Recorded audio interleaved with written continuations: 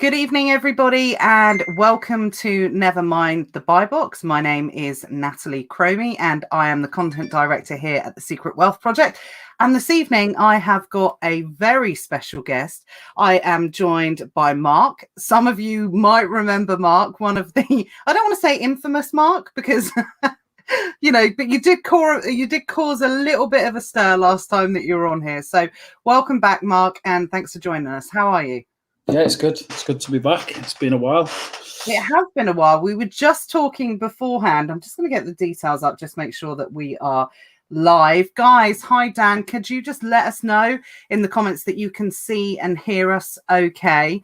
We were just talking about beforehand, and both of us just could not remember the last time Mark was on. It feels like a lifetime ago and not a lifetime ago because so much has happened since then. But I did actually look it up. It was mid-November, Mark, when you were on last. That's okay. When, yeah, which now I've said it out loud doesn't feel that long ago because it's only like 8-9 months ago, but so much has happened between now and the last, sort of 8-9 months, which we're going to mop up and we're going to talk in detail about and get it all covered and find out what's been going on with Mark. And lots of people jumping on and commenting. Let me just log into the comments so I can see who's here. Say a quick hello to everyone. Hi, Callum. Hi, Dan. Hi, Uzi. Hi, Fran. Fran says, evening, all looking forward to this. Give us some likes and loves, guys. Show the appreciation for Mark coming on and joining us. Simon says, evening. Darren says, evening. Hi, Tim. Hi, Jane. A few other people have jumped on.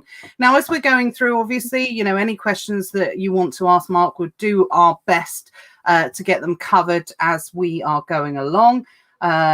Someone said, it's a little bit of a delay on the comments tonight. So Mike's joined us. Hi, Mike. Someone says, Jane says, evening video and sound all good, which is always a good start. Evening, Andrew. So yeah, you when we were talking, we always have a little catch up beforehand. We were talking, you're saying that pretty knackered at the moment. We were talking about obviously it's the time of year that you probably normally take the kids away, have a good holiday. Obviously that's not happening at the moment with everything that's going on in the world. So, but obviously you're pretty busy at work. What's been kind of going on? What's not been going on? It's mental. We've probably increased our headcount by about 15 since our last call. Wow. So that's a big thing. Recruiting very hard. Because I think, and we'll talk about that a little bit tonight, and we'll talk about, one of the reasons I wanted to get you on tonight, because people's businesses have grown a lot over the last, 18 months due to the pandemic.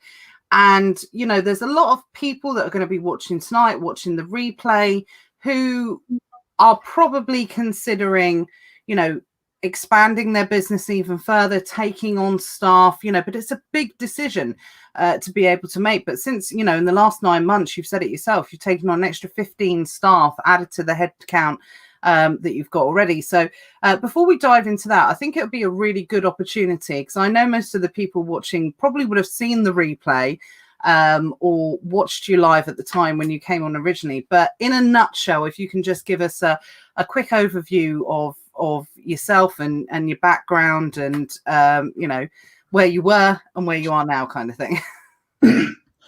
Not sure what Matt's just yeah, that's just very true, Matt. That is, Absolutely. I do need a haircut. Again, just too busy.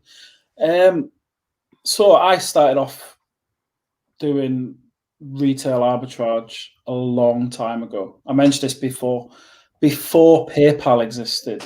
So a long time ago. I don't think we narrowed down how long ago it was, but it was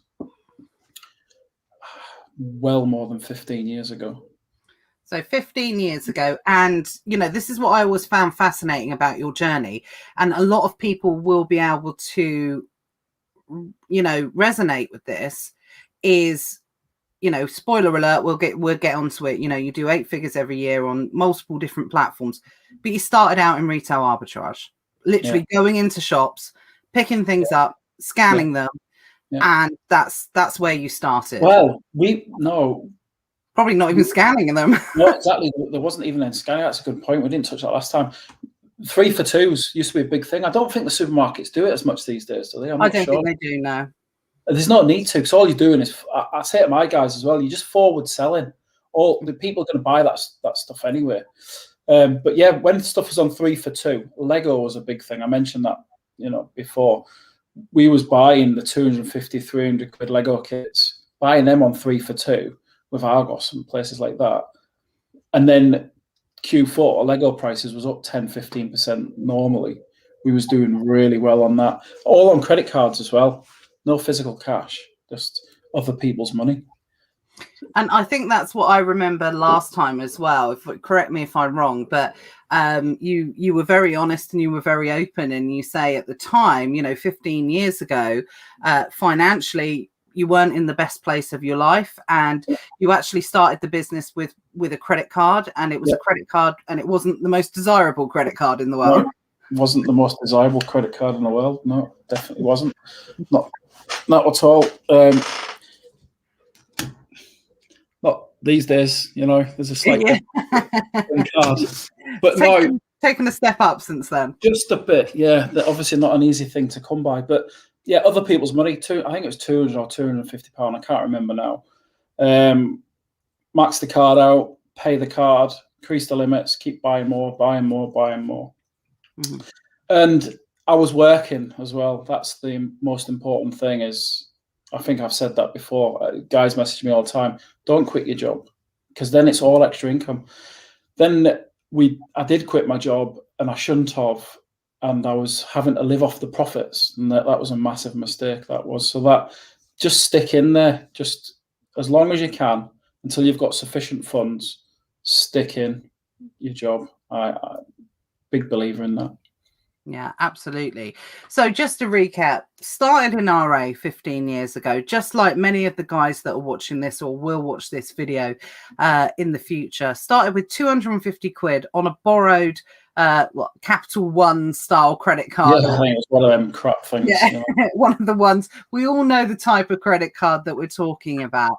Fast forward 15 years later, multiple millions selling on lots of different platforms, and we will cover this in a lot more detail, so don't think we're just going from 0 to 100 miles an hour. But what I want to focus on tonight for a lot of people is that growth period, and how to kind of focus on that, because phenomenally a lot of people over the last 18 months, like I said, have really seen their businesses go from one level to the next level. And they're probably experiencing a lot of different feelings, and as to why, what to do next, lots of different crossroads. So once you started the retail arbitrage business, and you realized it worked, there must have been a point you realized it worked. When was that first point when you sort of when was that big milestone in your business where you said, okay, this is great? You quit your job. Admittedly, you say you quit your job too soon, but did that fuel, did that push you further? Or did it inhibit the growth of your business? I think it reduced, the growth slowed down, because you run out of cash so quick. You have to keep working. So there's a balance of that step, isn't there? You either borrow money at a significant level to cover your overheads, as in running a house. We all know what it costs to run a house. And then buying stock. You're not going to get credit facilities from suppliers and so forth. So step was retail arbitrage, then a bit of OA.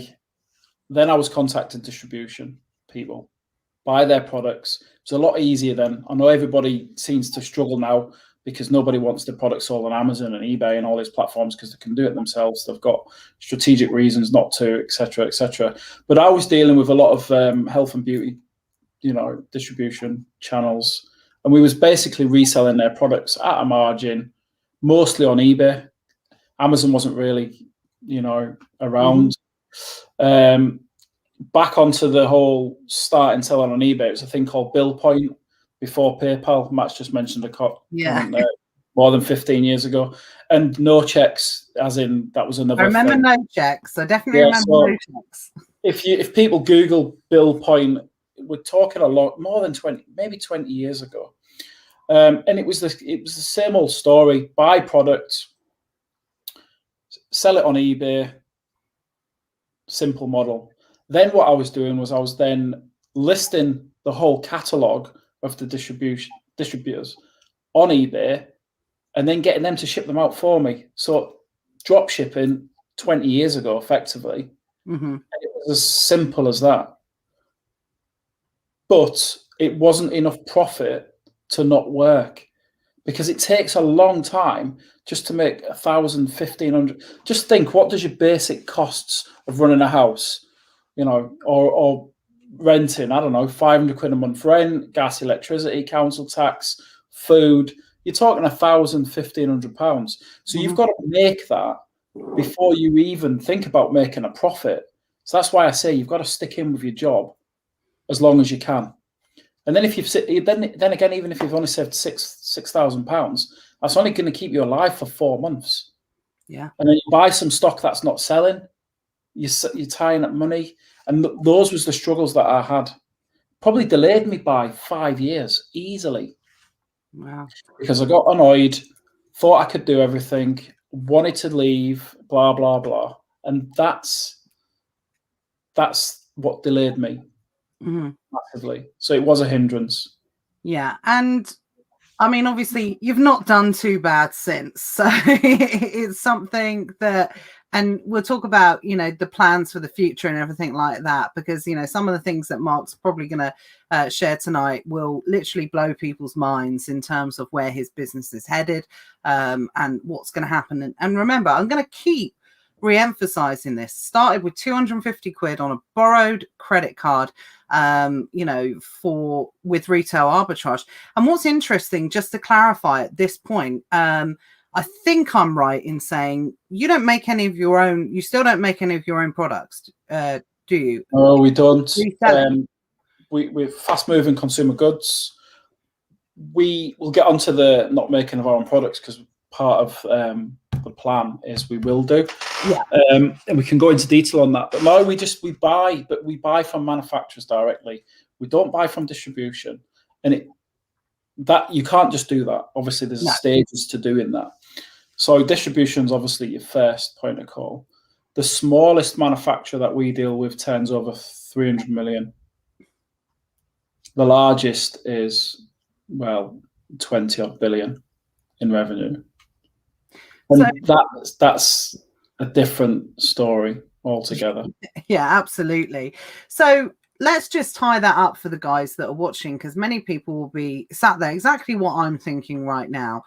Where was that point when you went from buying from Argos to dealing with, to buying directly from manufacturers? Because there must have been like a ladder system in place where you had to go through the motions and step up. Or I know your personality, Mark, and I know that you are someone that's very good at communicating and dealing with the big boys as such.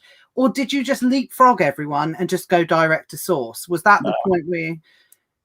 First thing I did was annoy manufacturers, because I was disruptive online with what they were probably strategically trying to do. Not knowingly that, but now I can educate the manufacturers, because I know what's going on in the marketplace with OA and retail arbitrage. And that's why I love the group that Matt's built and now what you're running, because I'm just laughing, because I know, because when I'm in meetings with manufacturers, and depending on who they are, and they'll be talking about things, and I'll be thinking, well, I'm one of the guys that created this, box breaking, bundling, and can't go into too much detail, but so it's as if I can protect them from that in the future.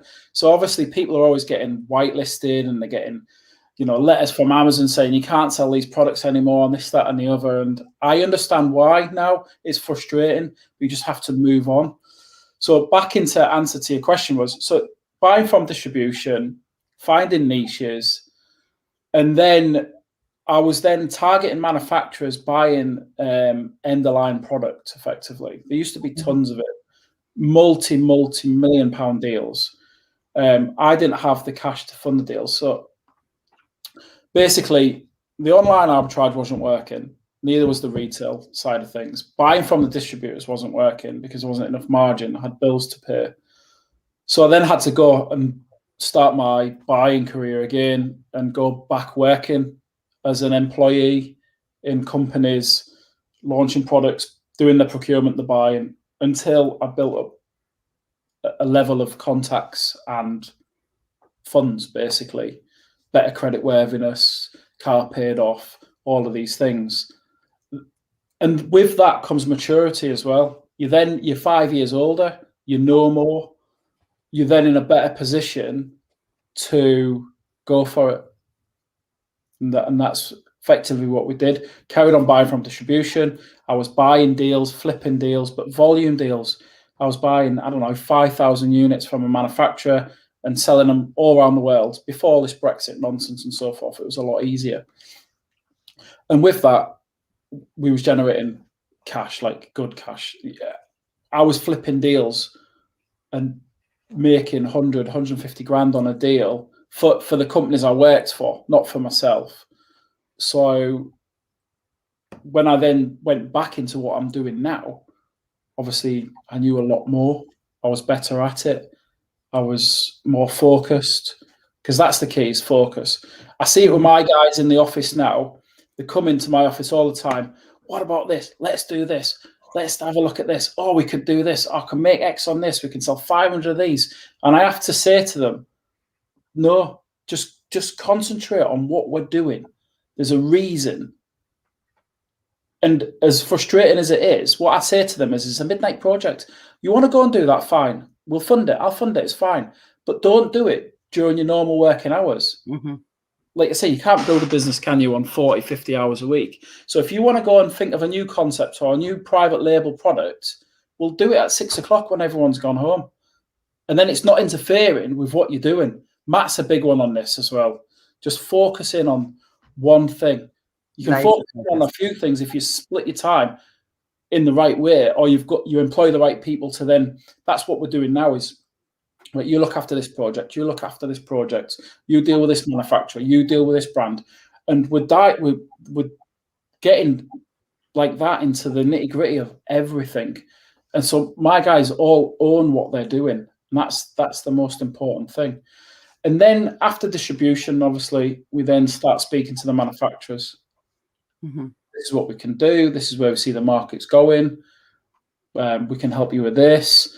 And I think I mentioned before, I would buy a deal that I wasn't going to make no money on. I might even lose money on it. But guess what? I've got their attention and I've got the account open. I'm buying direct from Samsung, as an example. Mm-hmm. Not now, I was then, because it's not my focus now. But my point is you can't just buy from these places. You've got to do what others can't do. And that's one of the things that we'll touch base on is why should they work with you? When I was a buyer back in the day, everyone would sell everything to you tomorrow.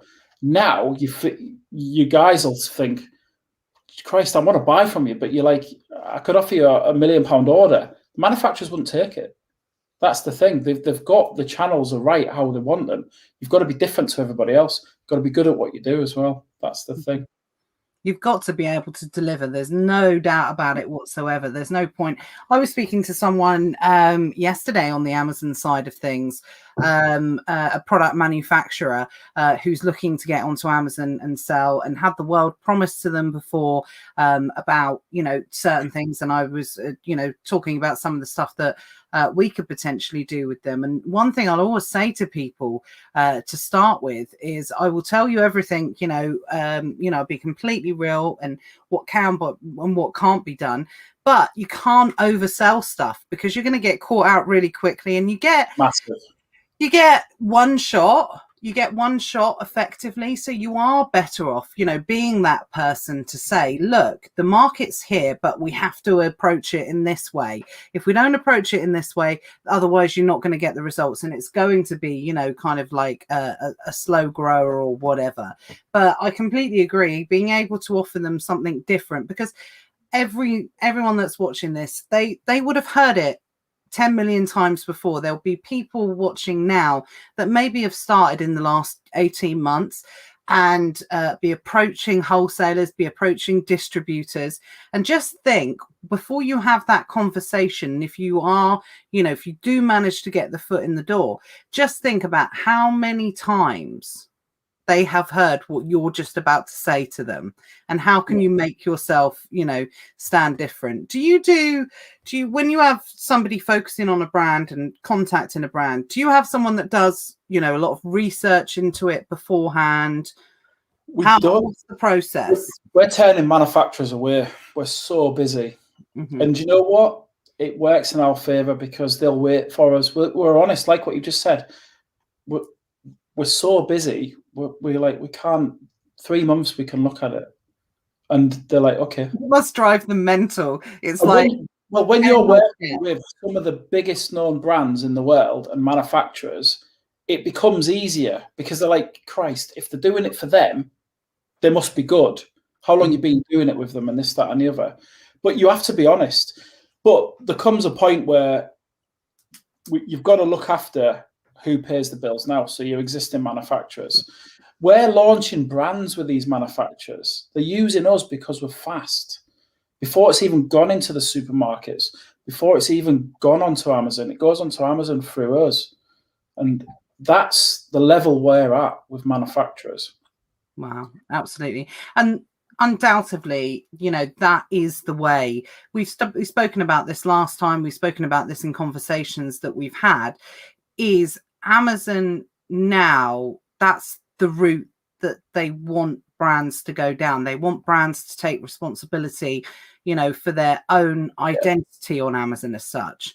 And, you know, there's been lots of changes and, you know, going on in the background, and lots of things like people, guys, when you create listings and why you can't use certain brand names and things like that, it all really starts with people like Mark, who, you know, you don't have any issues with anything like that whatsoever, because you get them fixed. So a lot of the brands we deal with, we've actually got their brands in our Amazon brand registry. I mean, that's high level stuff. I mean, NDAs, contracts, agreements, this, that, and the other. But it all comes. It's not impossible. If you're not making $5,000 a month doing retail arbitrage, online arbitrage, you're just not working hard enough. And that's the thing. People are lazy, can't be bothered. You know, how many hours have you been on Facebook this week? Well, you could have been doing research, planning, prepping, reading a book, instead of wasting your time on that crap, you know. And I'm just as bad. I'm great at all this advice, but I'm just as bad. But you just have to graft. And it comes. I genuinely believe if you're honest, open, and transparent, eventually it will come, and it will just click. 100% believe that. And like our staff as well, nobody's going to leave. Everyone's happy. They're paid well. They're involved. You know, we pay them for the meals during the day and everything. And it's just little things, because recruiting people is the biggest challenge in my life at the moment. Yeah, let's talk about that for a minute.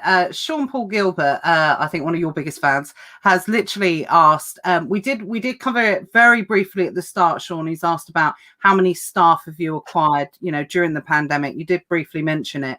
Mark's actually increased his staff headcount by 15 since we last spoke. And for anyone that's ever recruited a member of staff, you will know how difficult, you know, that's a lot of kissing of frogs.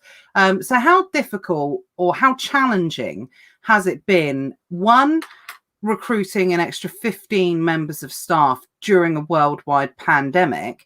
And two, like Matt said here, people are lazy. We've spent, the government has been paying us, you know, X amount of money for most people, I say us, for most people, to sit on their bums and sit indoors for the last kind of 18 months. So whilst your business has been going through this unprecedented level of growth, how do you find the right people to get into your business? Must have been frustrating. Yeah, but we say to people, we ask, do you know anybody? Who would you recommend? Things like that. If it's for orders, if it's for people picking and packing orders or in the warehouse, I'd already knew who I wanted to be the warehouse manager, the warehouse supervisor, and this, that, and the other. And that's the easy side of things. They just came on board when it was the right timing for us. Picker packers is easy to get because we pay more than the living wage, and we're in the northeast, and there's all the other perks that goes with it as well. That's the easy side. The office side's a difficult thing, but we train heavily. Somebody with the right attitude. We've got people that have got PhDs, masters, A levels. We've got people with some of the people that have left school with just good GCSEs or even no GCSEs are our switched on people. Those that want the cash, those want the job, those do learn, those are interested. And the ones that aren't, well, then there's no job for you. It's as simple as that. I think Matt said something before about getting rid of people fast and recruiting slowly, and that's what we're doing. We'll take on another 25 people in the next 12 months, without a doubt, if we can get the right people, 100%. So another thing that we do with the manufacturers now is, who have you got there who's good? We're happy for them to come and sit in our office. You can pay for them. We'll go halves. And they love that. Jesus, one of our people in their offices. So then you've got our side, how we do things, their side, and it works really well. And then we class ourselves as one business, whoever we work with. Some of the things we do is unheard of. We get paid heads. We'll say, oh, you want a dedicated guy just to run this particular project? Cool. It's going to cost you X. When you get to a certain level, all these things are available. Mm-hmm. The amount of money we spend on AMS per year is phenomenal. I mean, it's just, that's another department in itself. But recruitment is the hardest thing, where we've thought about opening offices in other parts. Like we might open one in Glasgow, because I know where the people are. I know the people that I want. And some people might not want to relocate. Yeah. Because especially with what COVID's taught us as well. And who wants to work away from home for 3, 4, 5 days a week anymore? Not really. Even if you're paying 6 figures, there are people out there. And if you've got no obligations or children, then you should join us. We'll put you up. Do you know what I mean? We'll look after you. We'll fund you. And you're going to learn more than a PhD working for us. 20 years experience, you'll learn in 18 months. It's as simple as that. Absolutely. I read something interesting today, actually, and it was to do with the working from home scenario, because obviously everything over the last 18 months has fundamentally changed, a lot of our aspects of life. And one of the things I was reading, the people that work in London, work in central London, they get this thing called London waiting. So they get an extra, whack on top of their pay for working in central London, because it's such an expensive part of the world to work. But I don't know, I do put an argument. I think some of the rest of the parts of the country are catching up on it. And it's actually saying that because so many people are now not expected to go back into the working place, that they think the London waiting, will be coming to an end, and people are going to lose that up to £5,000 bonus a year that they get. But that's quite fair, if they're not going to be traveling into those areas. I suppose, it makes sense. And do you know this working from home stuff? It just doesn't work, because you learn in the office, things happen. Oh, that's a good idea. Great. I mean, I'm in the office now because I mentioned earlier there's been a power cut at home. I did intend, because I've hurt my back. But you miss out a lot when you're not in the office, basically. Yeah. And it's great working from home. And there's people that work from home. There's people that pretend they're working from home. They're just lazy. They're not working. And those are the wrong people. And I keep reading all these crappy posts on LinkedIn and places. I don't care if your car's at the garage as long as the work's done and this, that, and the other. I agree with that to an element. However, I find a lot of people are just not working when they say they're working from home. And it's not about beating someone with a stick and getting your hourly rate out of them and this, that, and the other. They're not treating the business as if it's their business. And that's the people we want and we require. And it is their business within the business. They can earn good money. They've got the ownership of their own thing. They're on calls with, like I said, companies that turn over billions. So I don't know how that's going to pan out. I think they would like people to work from home. But some people, I've heard stories of working from the spare room and on an ironing board. And I mean, I'm okay. I've got a big desk. I've got an iMac at home. It works well for me. But it's not the same. You don't learn anything. Mr. Webley mentioned something, I don't know, a long time ago about being an entrepreneur or working from home can be a lonely thing as well, because you're just working away, you get sidetracked, and before you know it, what have I done? You're not communicating with anybody else. Yeah, you might go to bed. I go to bed, wake up, and then we've done X amount of, tens of thousands of pounds worth of orders through the night. But that's not existing, is it? Sat in your house coat, as Matt mentions. I don't know if you've mentioned the house coat for a while. I think he's going to have I've not seen it for a while. I know we haven't seen it for a while. He's definitely going to have to get it back out for we should do a house coat special at Christmas where we've all got them on. But absolutely, yeah, you need to be in the office. But there's a lot of these, sayings that they all come out with, all these, gurus that are just spinning everyone else's nonsense. But you do need to surround yourself by the right people, switched on people. They don't have to be the best academic neither. I don't believe in that. It has its advantages working from home. But my guys, it's a case of, well, you're salaried with a commission or however you want to look at it. If you've got a children's play, or you're coming in at 10 instead of 9, or you need to nip to the doctors or the head, then you just do it. It's big boys rules, And those are the people you want, not the people that are always finishing early on a Friday or doing this and doing that. So recruitment's the hardest thing. I'm planning people I'm recruiting now. They don't even know I'm recruiting them, I'm thinking ahead. Who do I want from where? How am I going to persuade them to join us? And I've got slots on my org chart of who and where. That's something you should do as well, is plan ahead. Where you are now, what slots you've got to fill, or you'd like to fill if you can afford to fill it. And then you'll find you've got slots where they're non-returnable. So you get so busy, all of a sudden you need another full-time forklift driver. Well, that guy's not going to pay his wage, is he? You need it.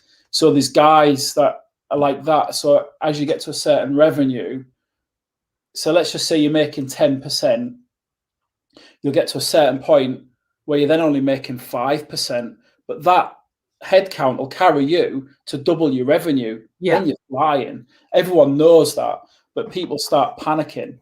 I think I mentioned to you before, my biggest mistake last year was I banked too much cash, way too much cash.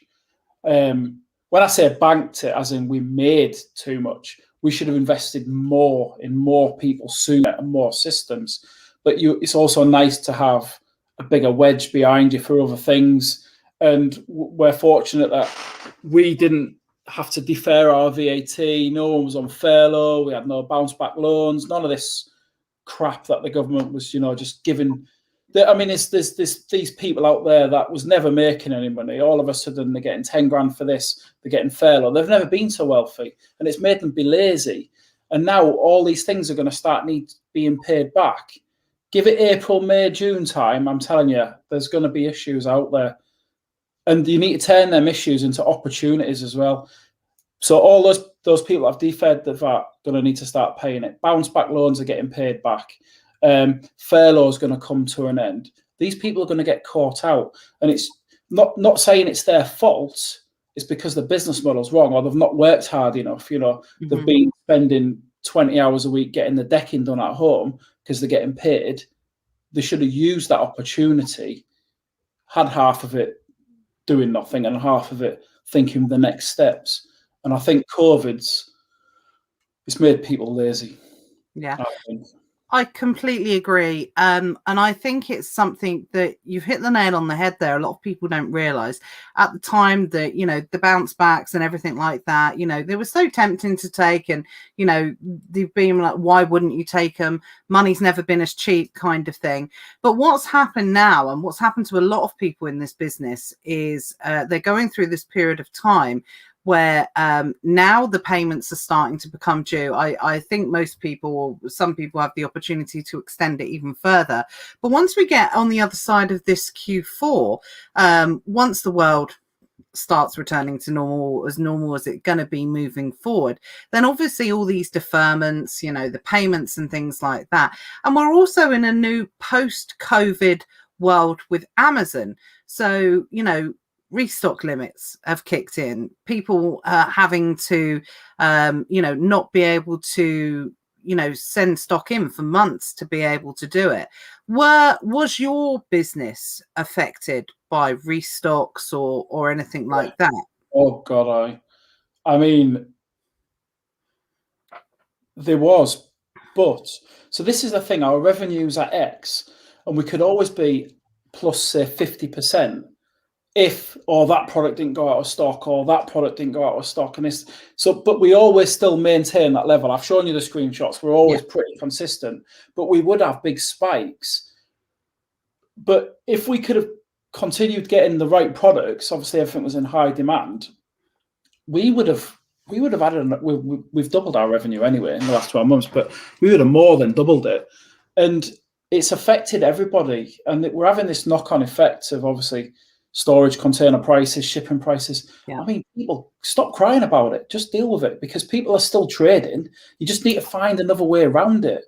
So I had a good business model on the basis that I was going to try and keep my warehouse units as small as possible. And if you remember, I was just going to ram Amazon's FBA full of stock. Everyone get battered with the limit. People are crying, I've dropped from 1,500 units to 300. Try dropping from 500,000 units to 50,000 units. So we then had to pick up the slack there, hold more stock, rent pallet. I've got 1,850 pallets stored externally at $150 a week per pallet. Do the maths on that, what that's costing to store. There's a shortage of warehousing. There's a shortage of drivers. There's a shortage of everything. People are buying, so just keep buying the right products and as much of it. If you have, we've got we've got training rooms that are used for training, but guess what? They're rammed with stock now. The whole warehouse is. We've bought storage containers to store our packaging, because you don't want, premium products not on the shop floor. Obviously, the limits are easing, but we predicted this, so we've got a warehouse being built, etc. State-of-the-art facility, custom how we want it. We'll discuss that another time. But yeah, everyone's complaining that they can't get hold of products and this, that, and the other. But I mean, I go in the supermarkets. There's plenty of products. Most of your guys are buying from supermarkets, so just buy something that you're not normally buying. People get too habit to going into Tesco's and buying the Connect 4s all the time. And then when there's no Connect 4s, they're like, I don't know what to buy. You know what I mean? It's like, you just need to get your ass on Facebook and buy something else. This is it. And it's only when someone like yourself says it in that way that it really hits home. If you've been affected by restocks, you just have to fulfill some stuff yourself. Yeah, it's exactly. almost as simple as that. That's what it is, isn't it? And if you don't want to fulfill it yourself, then you're in the wrong business. Yeah, I agree, because you're just lazy. Why not? Pack the orders at 8 o'clock instead of watching, I don't know, I'm a hamster, get me out of here. Do you know what I mean? It's like as simple as that. I mean, you can always watch TV whilst you're packing orders. One of the guys on our last call was packing orders whilst he was listening to this. Being efficient, isn't it? Yeah, absolutely. I'm a hamster, get me out of here. So one thing we've started doing is, maybe I'm jumping ahead of if you've got a schedule, but so because of Brexit, this is yes, that's tip for your guys, right? So there's manufacturers in Europe that are struggling to now sell in the UK. So we've been approached by many, and we're doing a trial with one of them. Basically, they're sending their products to us. They're handling their marketing, their Amazon, their eBay, whatever, their own store. And we're just doing the fulfillment for them. Mm-hmm. And we make X amount per order that goes out the door. So if you do the maths, if you do 500 orders a day for them, and you make X amount per order, and your labor charges are X amount, and say it takes up 5% of your warehouse, it's a good model. Wow, that is a really good model. If you've got some sort of space, you own a prep center, maybe you're running a prep service, that type of thing, maybe reaching out to not a prep service. I mean, do a prep service by all means. Sorry, not a prep service. But if you've got that sort of, not setting up a prep center to do this, but if you have got the space, if you've got a bit of spare space in your house and you're worried about how to cover your costs, then yeah, absolutely. I can go into more greater detail. This plan I've got. So imagine this, right? You're small but nimble. You don't want to go and take a lease on some business premises and have business rates and gas, electric, and all this, that, and the other. Because when you drill down to it, you go, oh, well, I can ship for £2 Royal Mail because I ship out thousands of parcels, blah, blah, blah. But it's not £2, is it? Warehouse manager, staff, heating. Mm-hmm. Oh, you know it. So imagine if you just had your stock delivered to somebody like me in its own location, you knew what your cost was, which is probably cheaper or similar to FBA fees, because obviously you jump on the back of our shipping volumes. You're then left to run the business, aren't you? Do the tweaks, do the listings, set the prices. Order comes through our system. It's picked and packed. We ship 7 days a week. Orders come in on a Sunday, they're delivered on a Monday. You know, it's a bulletproof system, what we've got. But for us to be interested, we're busy. So if anyone's got any ideas, we can't help you at the minute. But if someone had a regular volume of a similar products, there's a business model there in its own right. Absolutely. Yeah. I think you heard that here first. In about a year's time, people will be selling courses on that, Mark. I can imagine. They will 100%. So yeah, if you've got some space, that is an absolute golden nugget there. You can, do that on behalf of the the retail. Don't get me wrong though, you need systems in place. You need the systems in place. There's a bit more to it than that, but it is simple. It's a volume-driven business. I think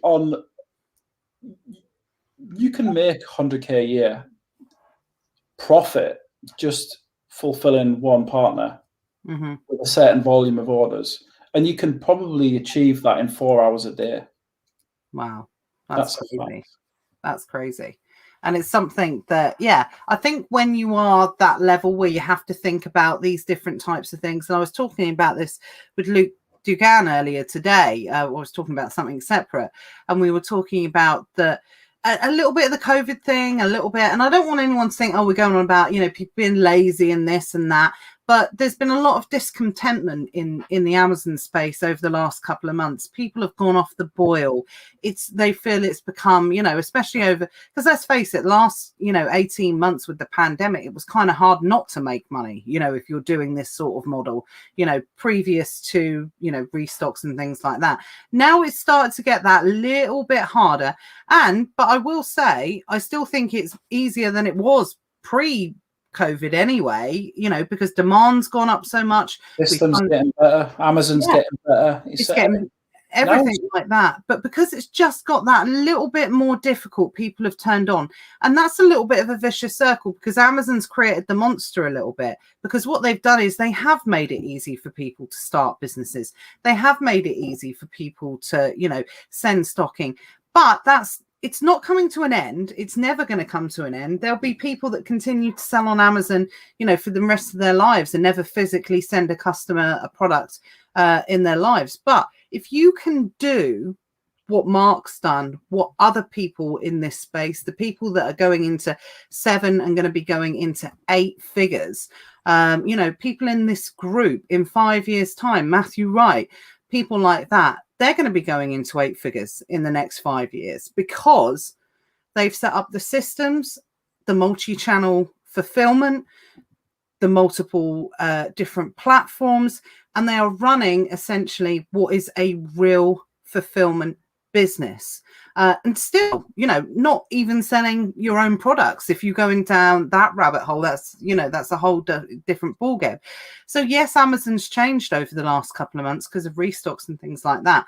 But what it's done is it's created more opportunity for people. I think if someone said to me pre-COVID, if someone had said to me, could I start my business now from a credit card doing RA, and in 10 years time, could I realistically, if I work my ass off, if I do this, if I do that, if everything goes, right for me at the right time, bit of luck on my side, that type of thing, could I realistically go from retail arbitrage to 8 figures? I would have laughed in their face before COVID. But now I honestly believe with the right things in place, making the right moves at the right time, being sensible, spotting the gaps and things like that, I think anything's possible now. There's loads of space for 8-figure sellers. Loads of space. Mm-hmm. 9-figure sellers as well. Oh yeah, 9 figures. We'll be getting on to 9 figures in a second. I just want to go back and mop up some of the questions, if that's all right, Mark, and then we'll move on to another thing, because I feel like we get caught up in the chat and kind of ignore everyone. So last time we were on, I know you mentioned, and this is what Sean asked previously in Facebook actually, you mentioned about not buying property, not investing in property, which because you prefer to invest in stock. Since we last spoke to you, is that still the case, or is that going to be something you're going to be changing in the future? I think no. I'll tell you honestly. If Matt Webley Matt will often get a random text from me, and I don't know, I'm either just moaning or kicking off, or what do you think? I do have a property that I rent out, and it is nothing but hassle. Whether you've got it on a buy-to-let on an interest only, or whether it's paid off in full, in my honest opinion, I wouldn't do it. And the reason being is I agree with the model to an extent, apart from stamp duty, and that's annoying at the moment. But me and Matt's had this conversation a few times as an example, and for some people it works, and I get it, and I understand 100%, and I agree. If you've got a property and it gives you 500 quid a month, a few repairs, it's paid off, however you look at it, true passive income for the rest of your life. And it'll increase, hopefully. I mean, house prices aren't increasing. Well, they are again, like they used to. You've got the added value of that. But for me to tie up £100,000 in a little house and get 500 quid a month rent, I'm not interested. So then you can think, well, I'll buy 4, interest only, 25 grand down on each, and you get 2 grand income. I'm still not interested. 4 people to chase, 4 lots of dramas. Yeah, you can pay someone to do it and this, that, and the other. I can buy 100 grand's worth of stock and make 10 grand every month. Simple. For me, my business works far greater because my business is different to other people's businesses. So I'd rather have a warehouse full of stock than a bank full of cash.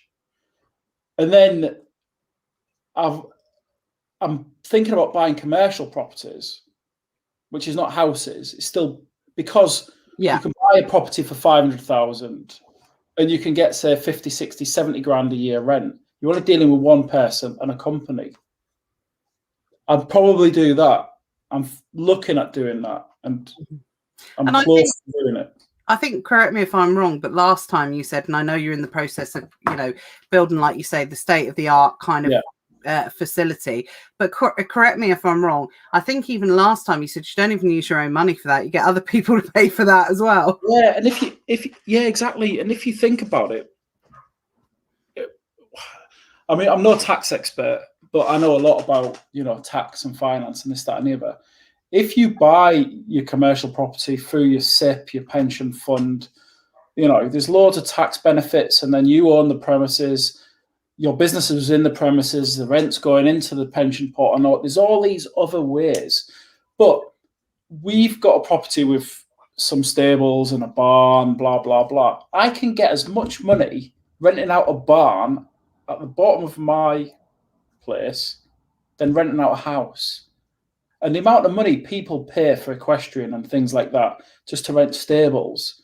So I'm thinking, why don't I build a state-of-the-art equestrian centre like you've never seen before? Because my previous talks and chats has been around types of products to sell, anything that's a hobby or pet related. People pay fortunes for the horses. Honestly, every day I come home, there's more stuff delivered for horses or treatments or all that kind of crap. So no, I wouldn't buy houses and rent them out. It's not for me. My opinion might change in 5 years' time when I'm like, you know what, I've built this business, sell the business. I'm just going to go and buy 50, 100 grand properties, and I'm going to pay Bob to collect the rents and fix them up. Maybe. But it'd have to be in a big way where it's scalable. But I can't see it happening, to be fair. I just don't like people not paying their rent and stuff. Then the argument is as well, you're putting the wrong people in the tenants or the wrong houses in the wrong areas. You can't predict that. You can't predict that. Over the years, we've rented properties, and the people that could look good on paper are the biggest scumbags going. And, it's the people that on the outward side of things, we've rented people to DSS and things like that. And they've been the best tenants we've exactly. You're guaranteed the money. You can't predict what someone's going to do and what someone isn't going to do. I think what I'd rather do is just keep building warehouses bigger and bigger and bigger, because I can utilize them. Yeah. And I can just then rent space within it. If I didn't, let's just say I built a warehouse 20 sizes bigger than the one I've got. What I would do is I would just rent pallet space to people because there's a shortage of it. And then as I grow, I just wouldn't renew them pallet spaces with people. Or I take on more, I call it 3P, where Nat, you go, Mark, you know what, this brand I've launched, amazing.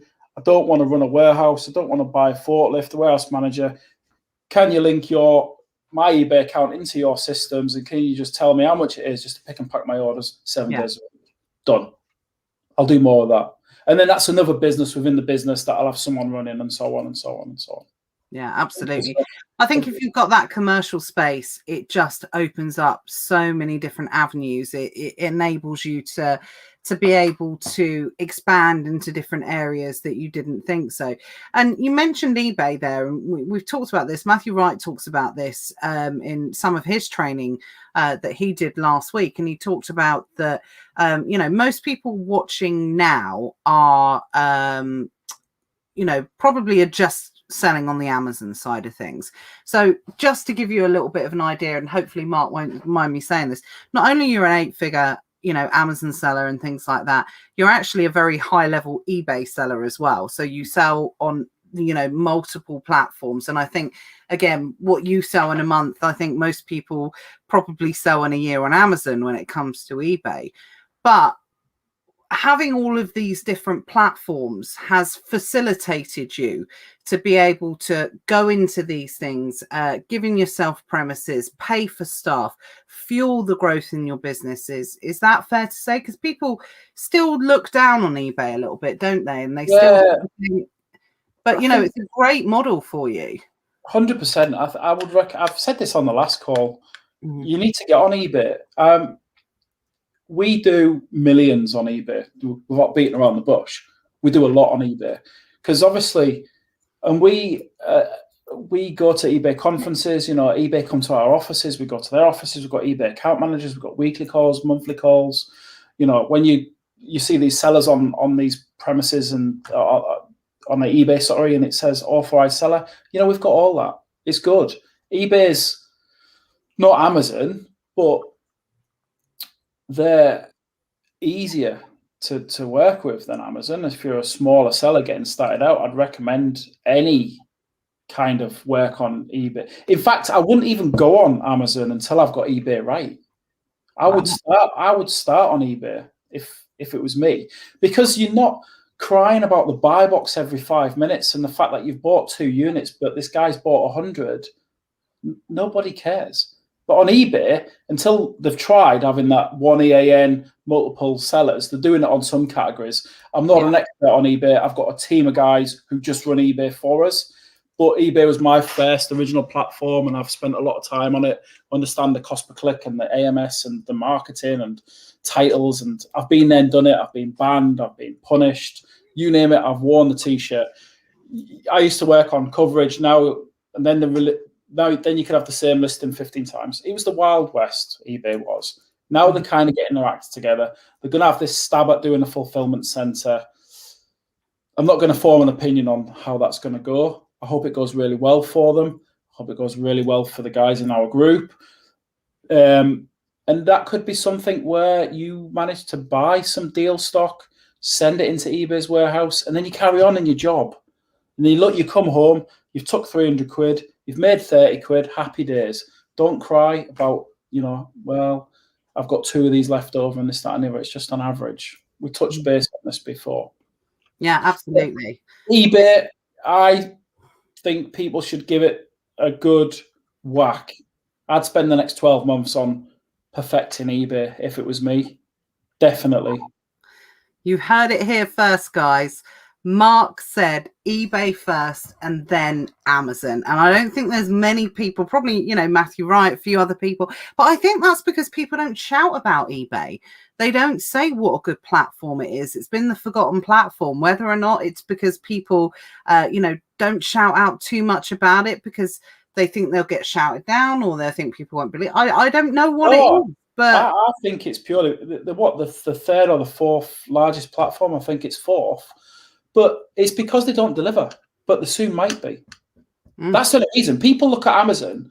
People think Amazon's Amazon. They don't realize 50% of it is third-party sellers. Yeah. So that's why eBay's. I used to describe eBay as a car boot sale. Yeah. Then Tesco's started. And I know who ran the Tesco store from, and then all these big companies are on there now. But if you want a pair of, I don't know, Nike Air Jordans from 1979, you're going to get them on eBay. You're not going to get them on Amazon. But eBay is a professional, big site. And as I said, we do millions. We've got a team who just runs eBay with the manufacturers. So if the blue chip manufacturers want a presence on eBay, that says enough. I didn't know Matthew was doing some training on that. Well, if he is, then great, get on it, because eBay is a good platform.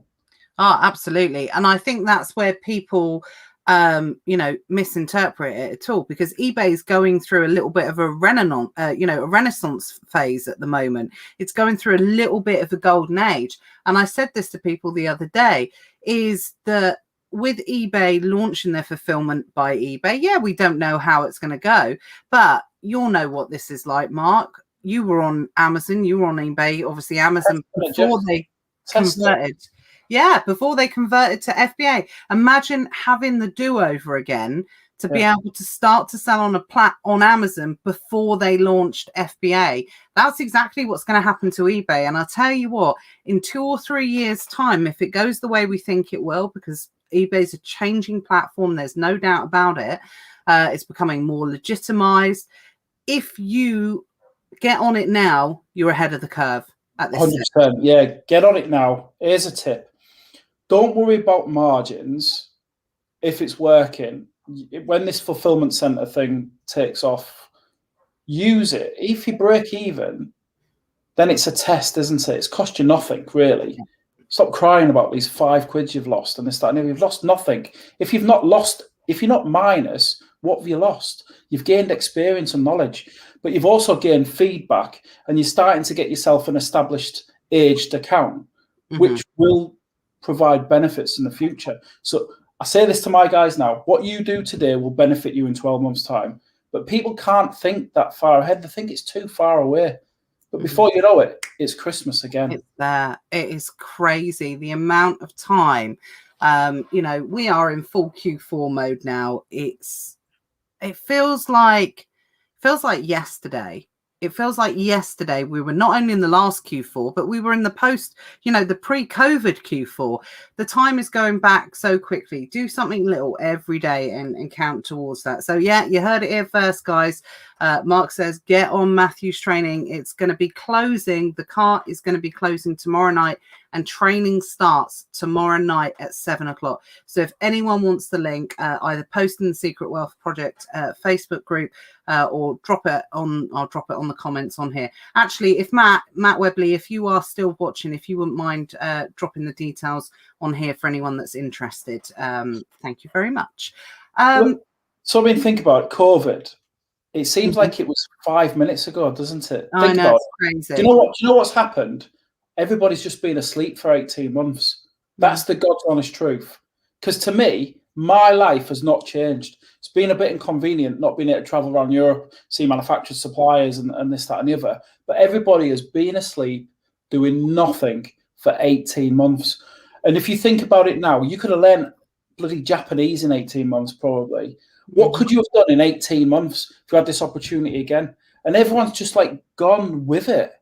And it's frustrating because, I'm knackered. I've grafted all the way through this.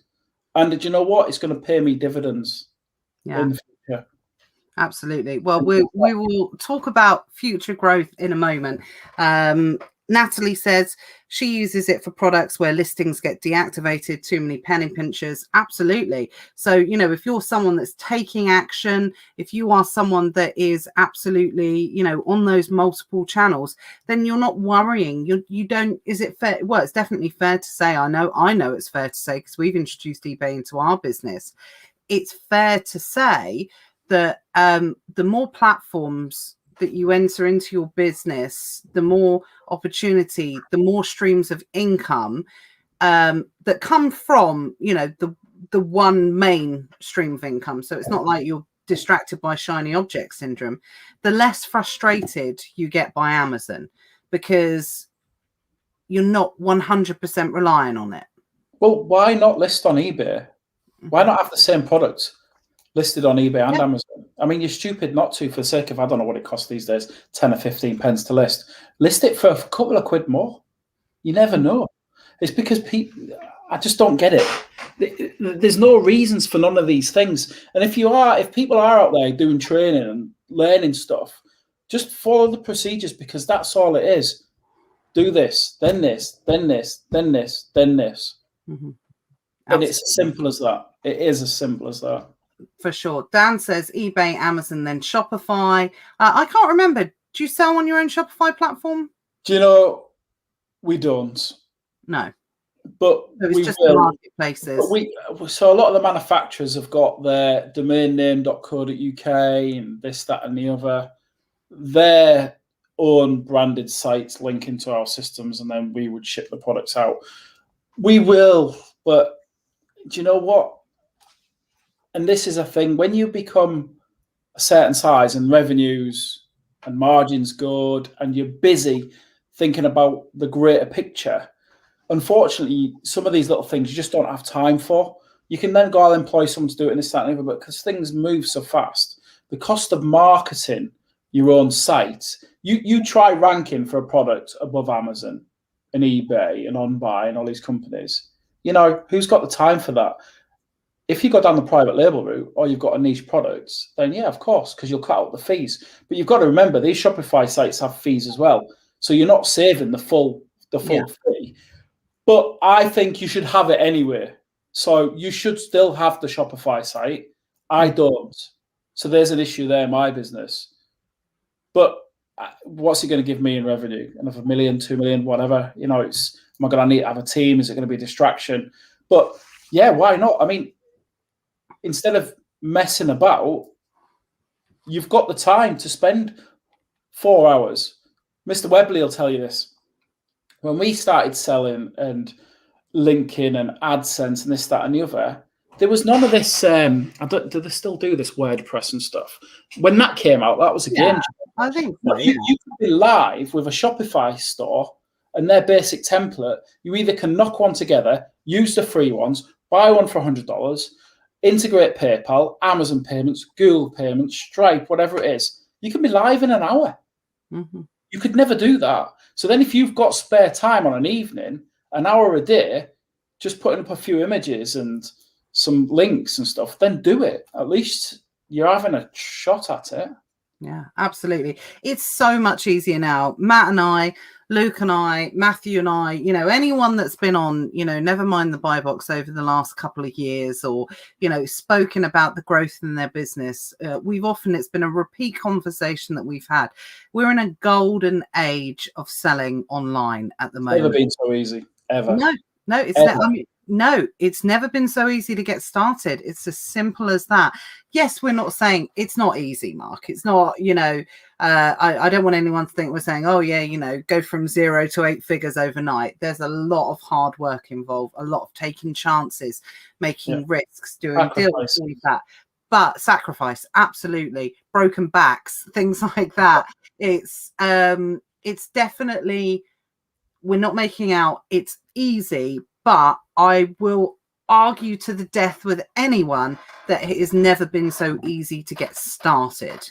No, it's as simple as that. I was talking to my Matt the other day when we had our distribution company sort of 10 years ago, and we had to link a payment portal to our website at the time. I think we used World First. I think that's who we used, and another company, because you couldn't just go direct to a payment provider. You had to have a portal, then you had to have a payment provider as well. And I think it was World First, and I can't remember the name of the other one.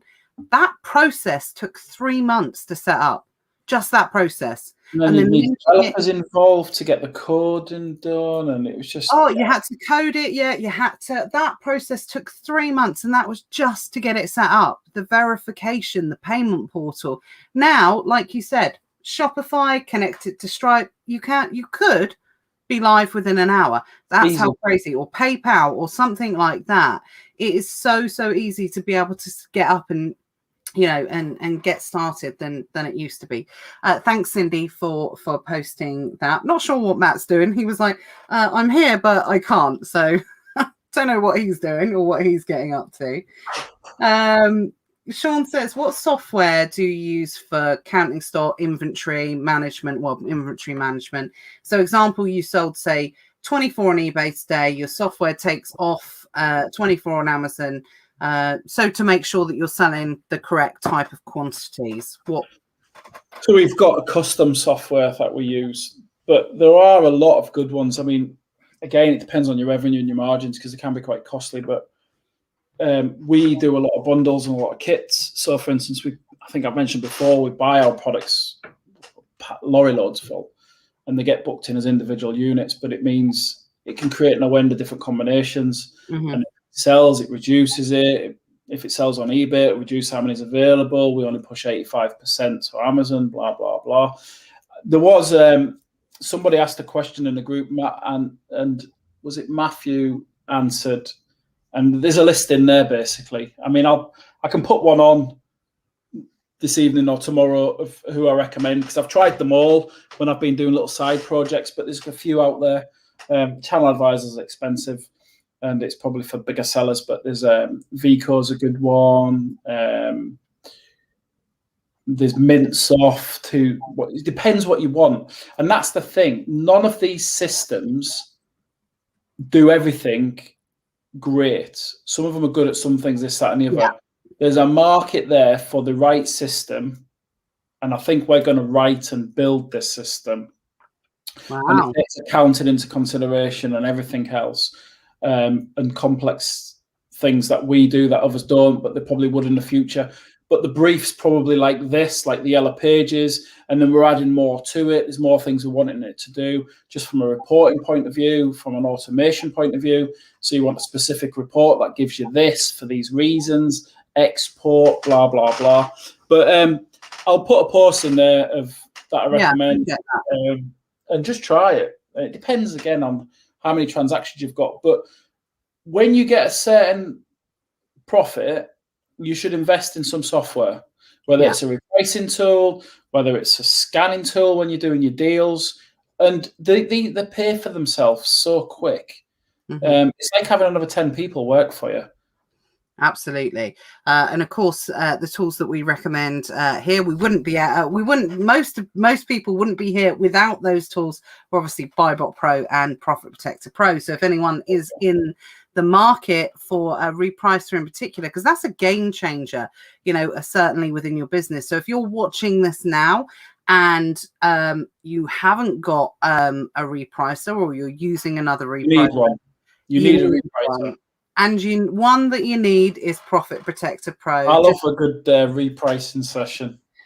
Yeah, absolutely. I'll tell you what, Profit Protector Pro is immensely powerful software. And you just go into the Profit Protector Pro Facebook group, guys, if you need any type of validation about the extra gains that it absolutely makes for people in this business. Because if you have a repricer and it's repricing against Profit Protector Pro repricer, then you're in trouble, basically. That's what it comes down to.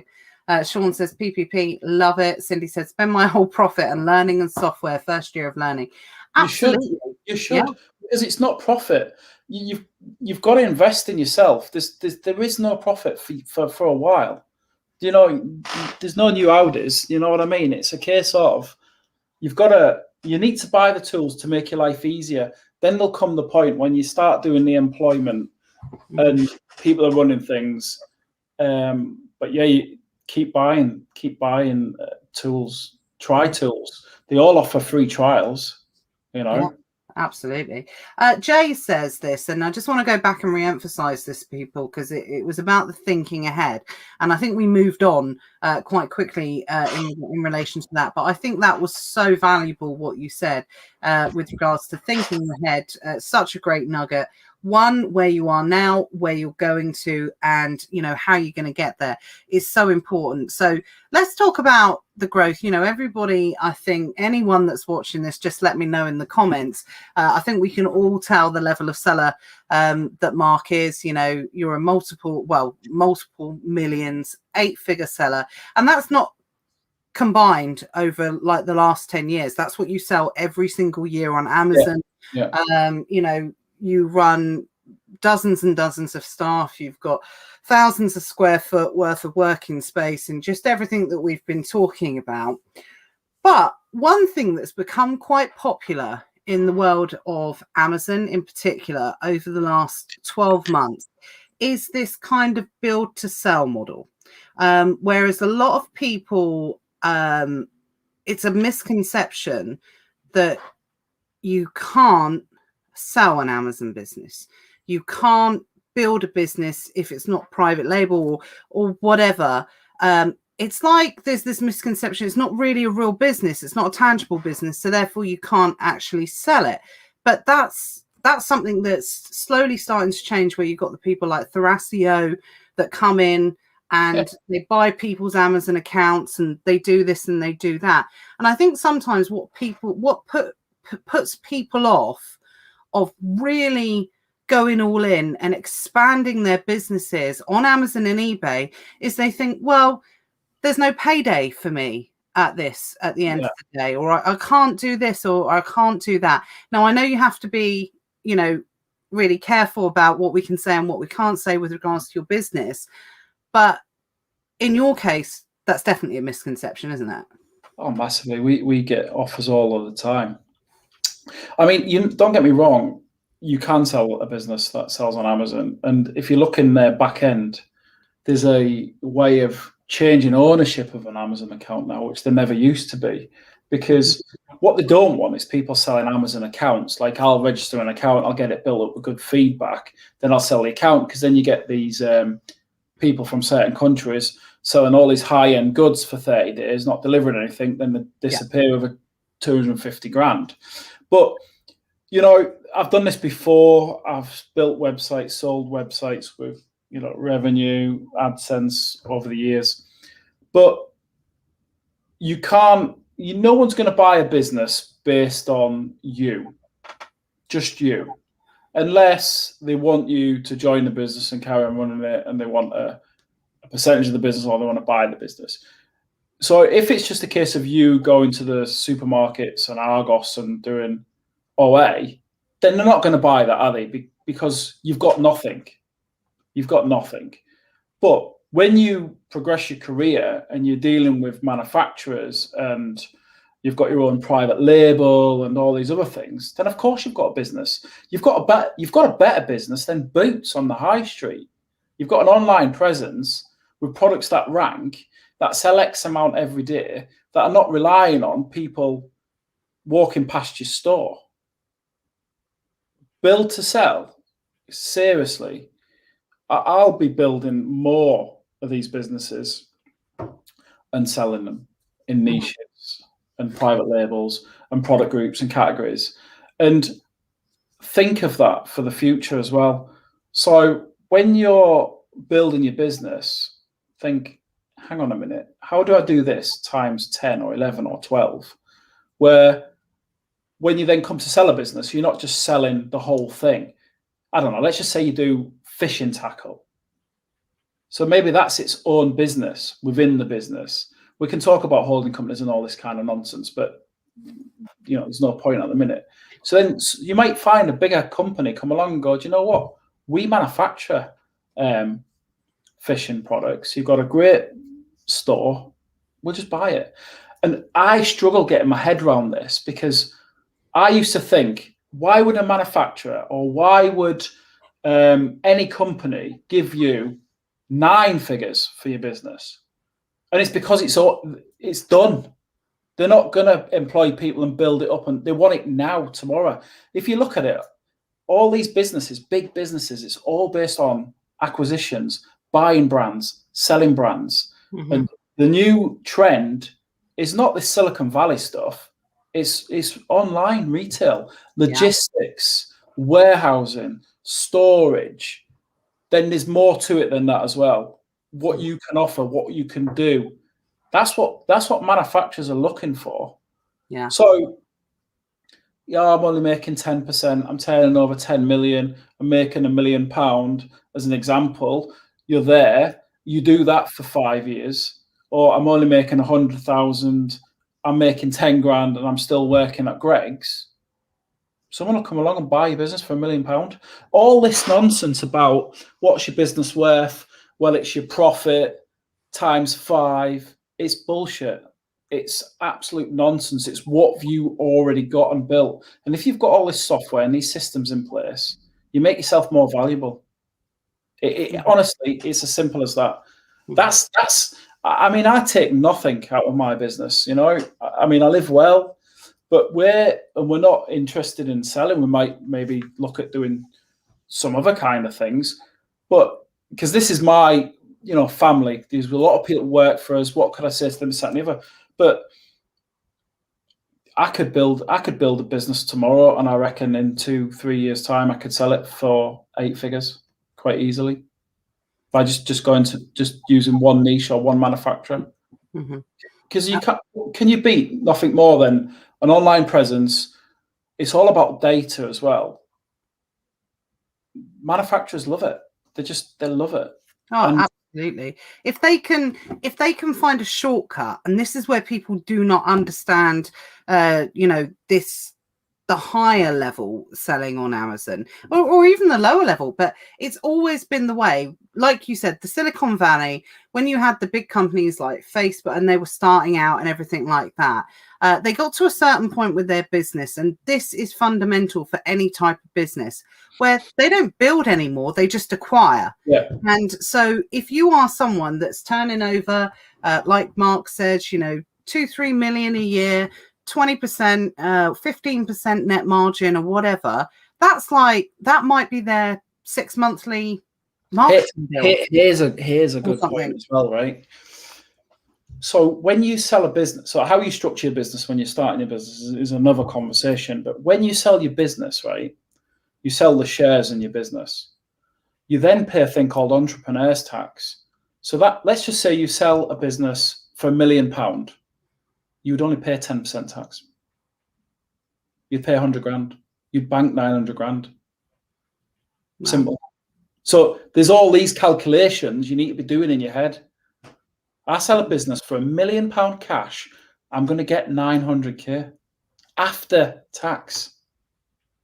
That's mad. That's mad. So is that the not the get out clause for you, but is that the long-term goal? Because you don't strike me as someone, Mark, that can sell their business and just go off and I can't. I'm gonna sit with a pipe and slippers and not do anything. I might do a 59 quid course on absolutely. This is why we have to pin you down, because by the way, I'm gonna tell people a little secret here. Matt and I have been trying to persuade Mark for a really long time to be able to get in and do some training. Well, not training as such, but a mastermind, whatever. We haven't really, we haven't really discussed it yet. But it's like everything that you've said, it's got to be the right thing for you. And it's not necessarily, you've said it yourself, it's not necessarily about the money. You have to have serious people. You want to work with people that are going to want to take their business to the next level. You don't want people that are not going to show up. And I think with everything that's been going on with COVID and everything like that, we've not found the right opportunity to do it, because I think, we want to do it in like an in-person situation and things like that. So, I know that there's something that's going to be a select amount of people that are going to be very, very lucky if you ever consider to do that. But with regards, carry on. But no, back onto your question. I mean, this is my thing, really. It's my life. So would I sell?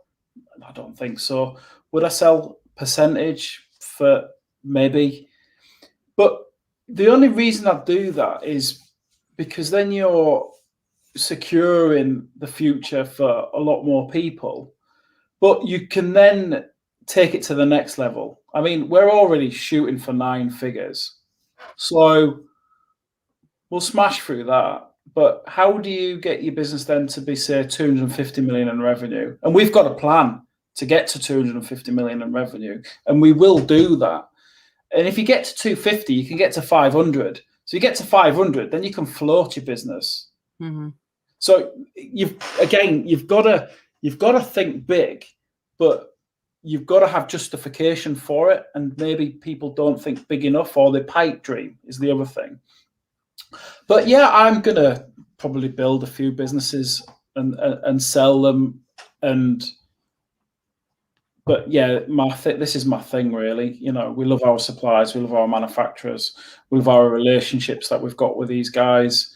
And I was on the phone to a manufacturer today about an idea that they want to bring out a product to market.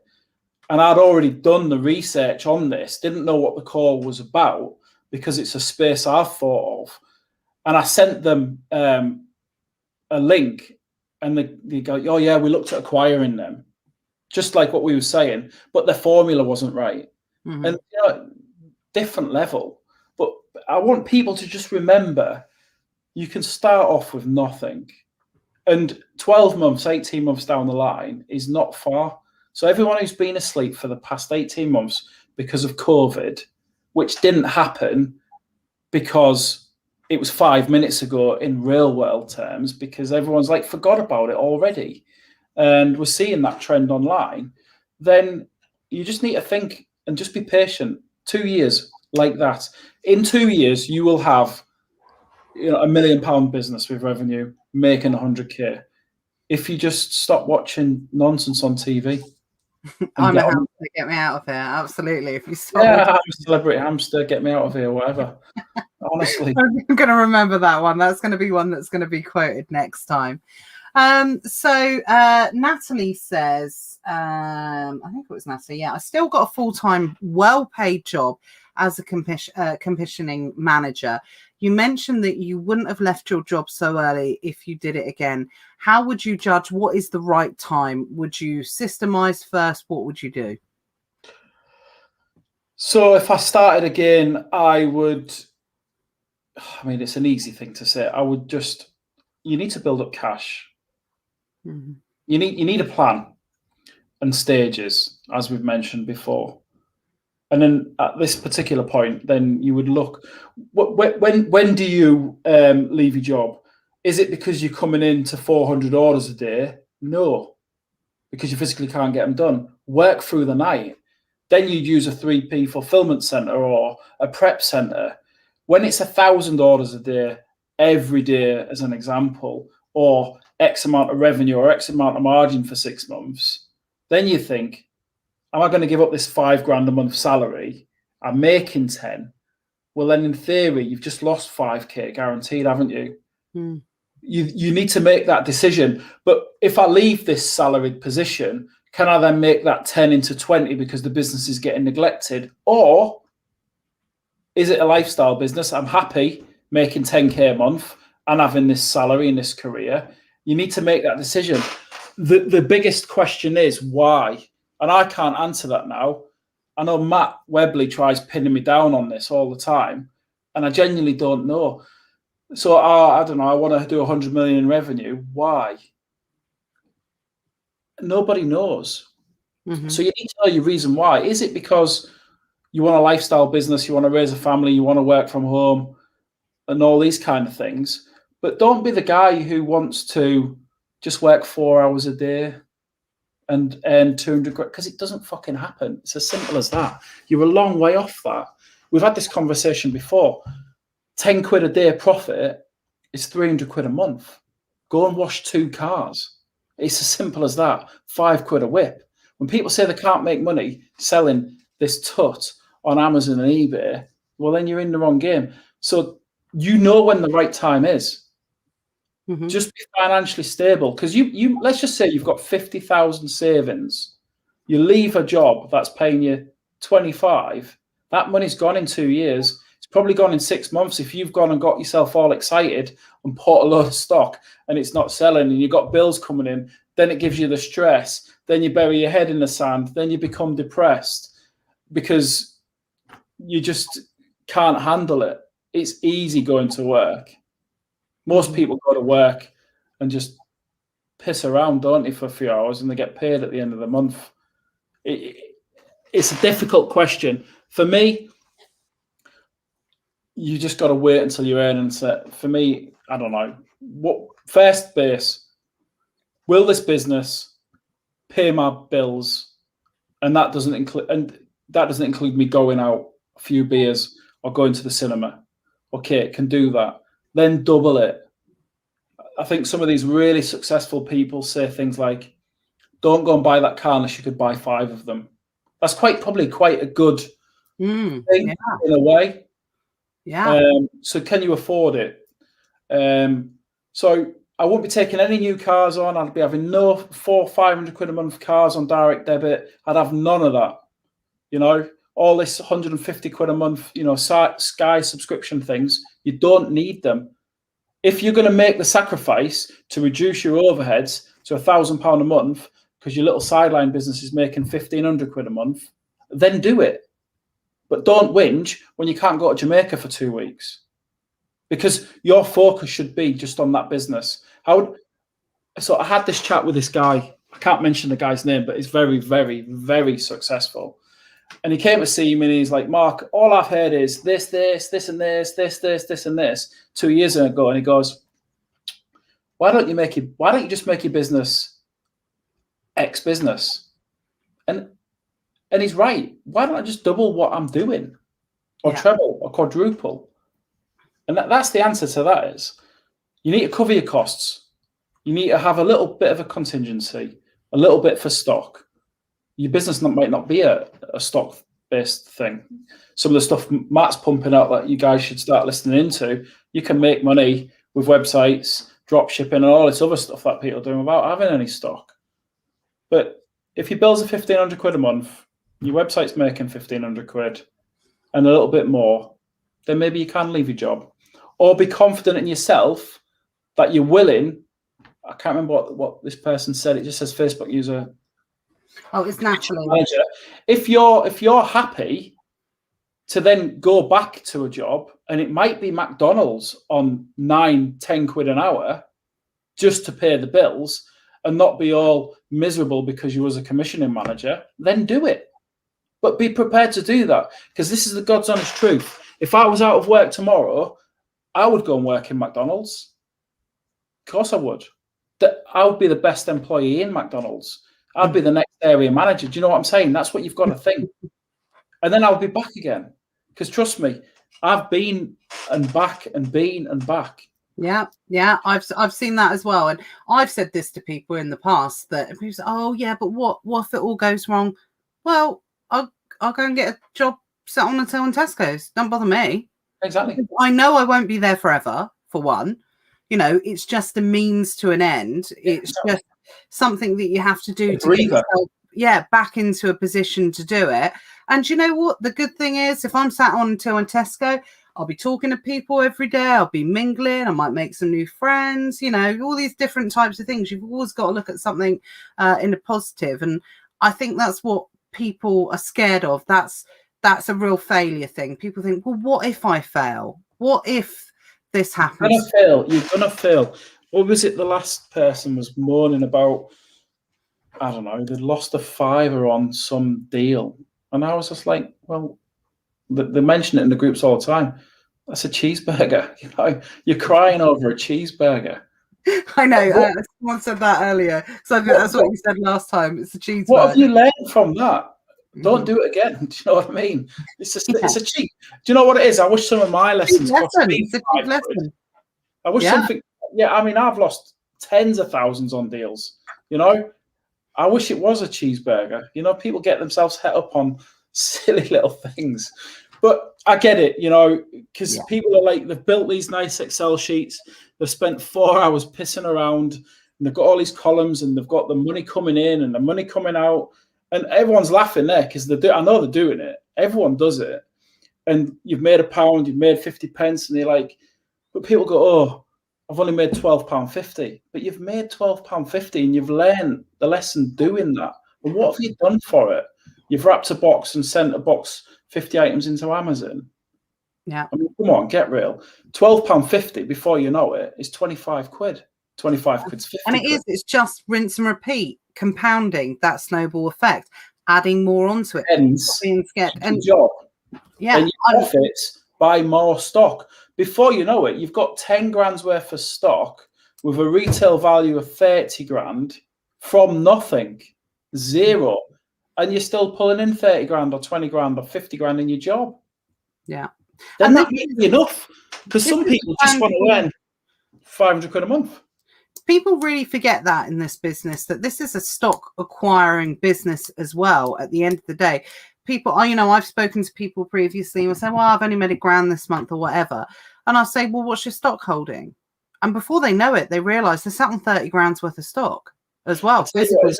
A good sum to do as well is, so when you get a certain amount of stock, obviously stock's worth more at certain times, hold your nerves, this, that, and the other. But you should look at what I used to like to do was, I've got stock that cost me, say, £5,000 when I was in the early days.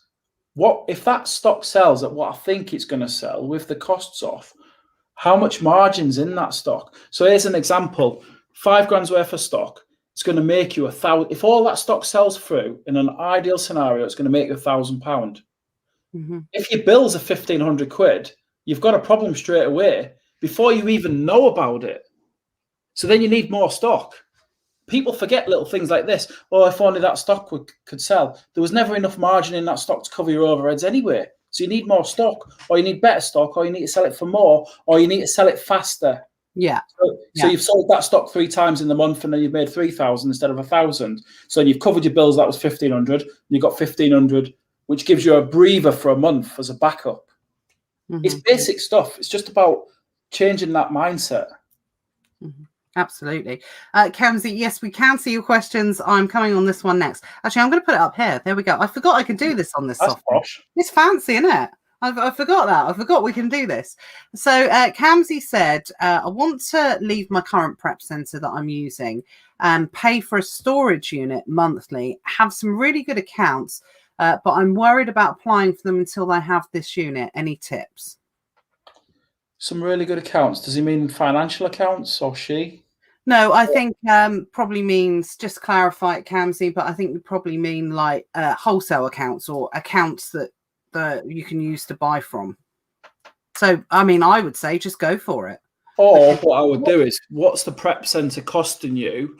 Yeah, what you're paying out in prep is probably It is something that people forget massively. Is the prep centre's costing me, I don't know, £1 an order, but I can do it for 35 pence.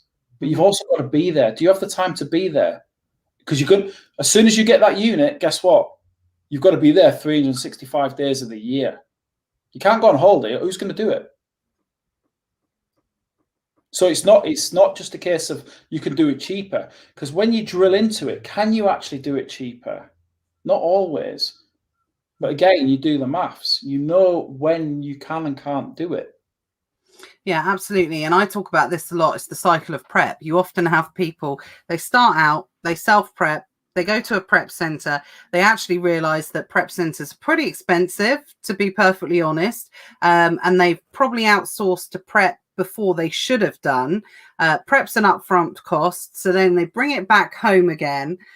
Then they build up the business. Then they go back out to a prep center, knowing full well what it's going to cost, with a little bit of backup behind them. So don't be scared to mix things up, to change things. To probably I would say that if you're going to use a prep center, is there anything you can do from home to start with? Can you take on one account? People are lying if they say they can't do it from home. I've told you before. Yeah. We used to have to walk up our stairs sideways because we'd have stock stacked up the stairs. We've all been there.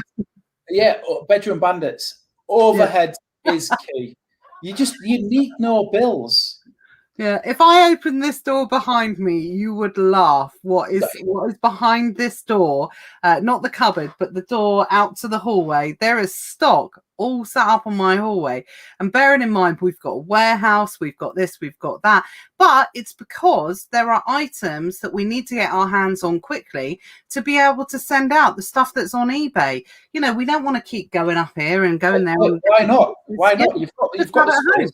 You're at home. You've got the flexibility. Yeah, that's what should be done. And guys, you should be like, fill in your garage. If you've got a garage, fill it. That's what they're for. Because you can't get a car in a bleeding garage these days. You know what I mean? You try parking your car in a garage. I mean, luckily I've got a big garage, but you can't get the doors open. Fill it with stock, rack it out, and I've got 15 orders. Mm-hmm. Well, get up early, pack them. Says, I wish I could do it from home, but I'm not allowed to run a business from where I live. So I'm not sure the reasons why, but there's so that to me, I would have thought it's probably in the tenant. But can you do it a bit on the slide? Yeah, exactly. Who cares? But I mean, if you're not harming anyone, but again, that to me is just I can't. Well, find a way. Don't go. What about a friend who's got a garage? Don't go taking on a lease on some business units with premises and stuff until you're making plenty of money. And do you know what? If this business is working and this unit you're thinking about taking on, then maybe you're doing better than what you think you're doing. Go and rent another place to live in where you can do it. Yeah. Move. Yeah, what you might want to consider doing, Camsey, as well, because I've seen it's wholesale with regards to the account. They require utility bills and things like that. Well, if you're thinking of a storage unit, most of the bills are included, and you probably won't get, of utility bills anyway. Use them storage places. You can give them as addresses, can't you? The self-store place. Yeah, I think so. So you can probably do that. And you can get them on kind of short leases and things, but reach out to people in the Facebook groups, see if there's someone. There's plenty of people that have their own warehouses, like what we talked about earlier. I know Dan mentioned it when he's saying that he's got space in his warehouse.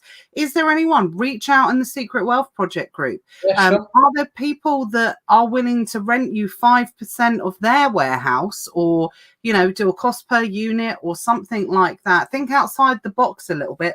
Whose address you can use in order to go for these accounts?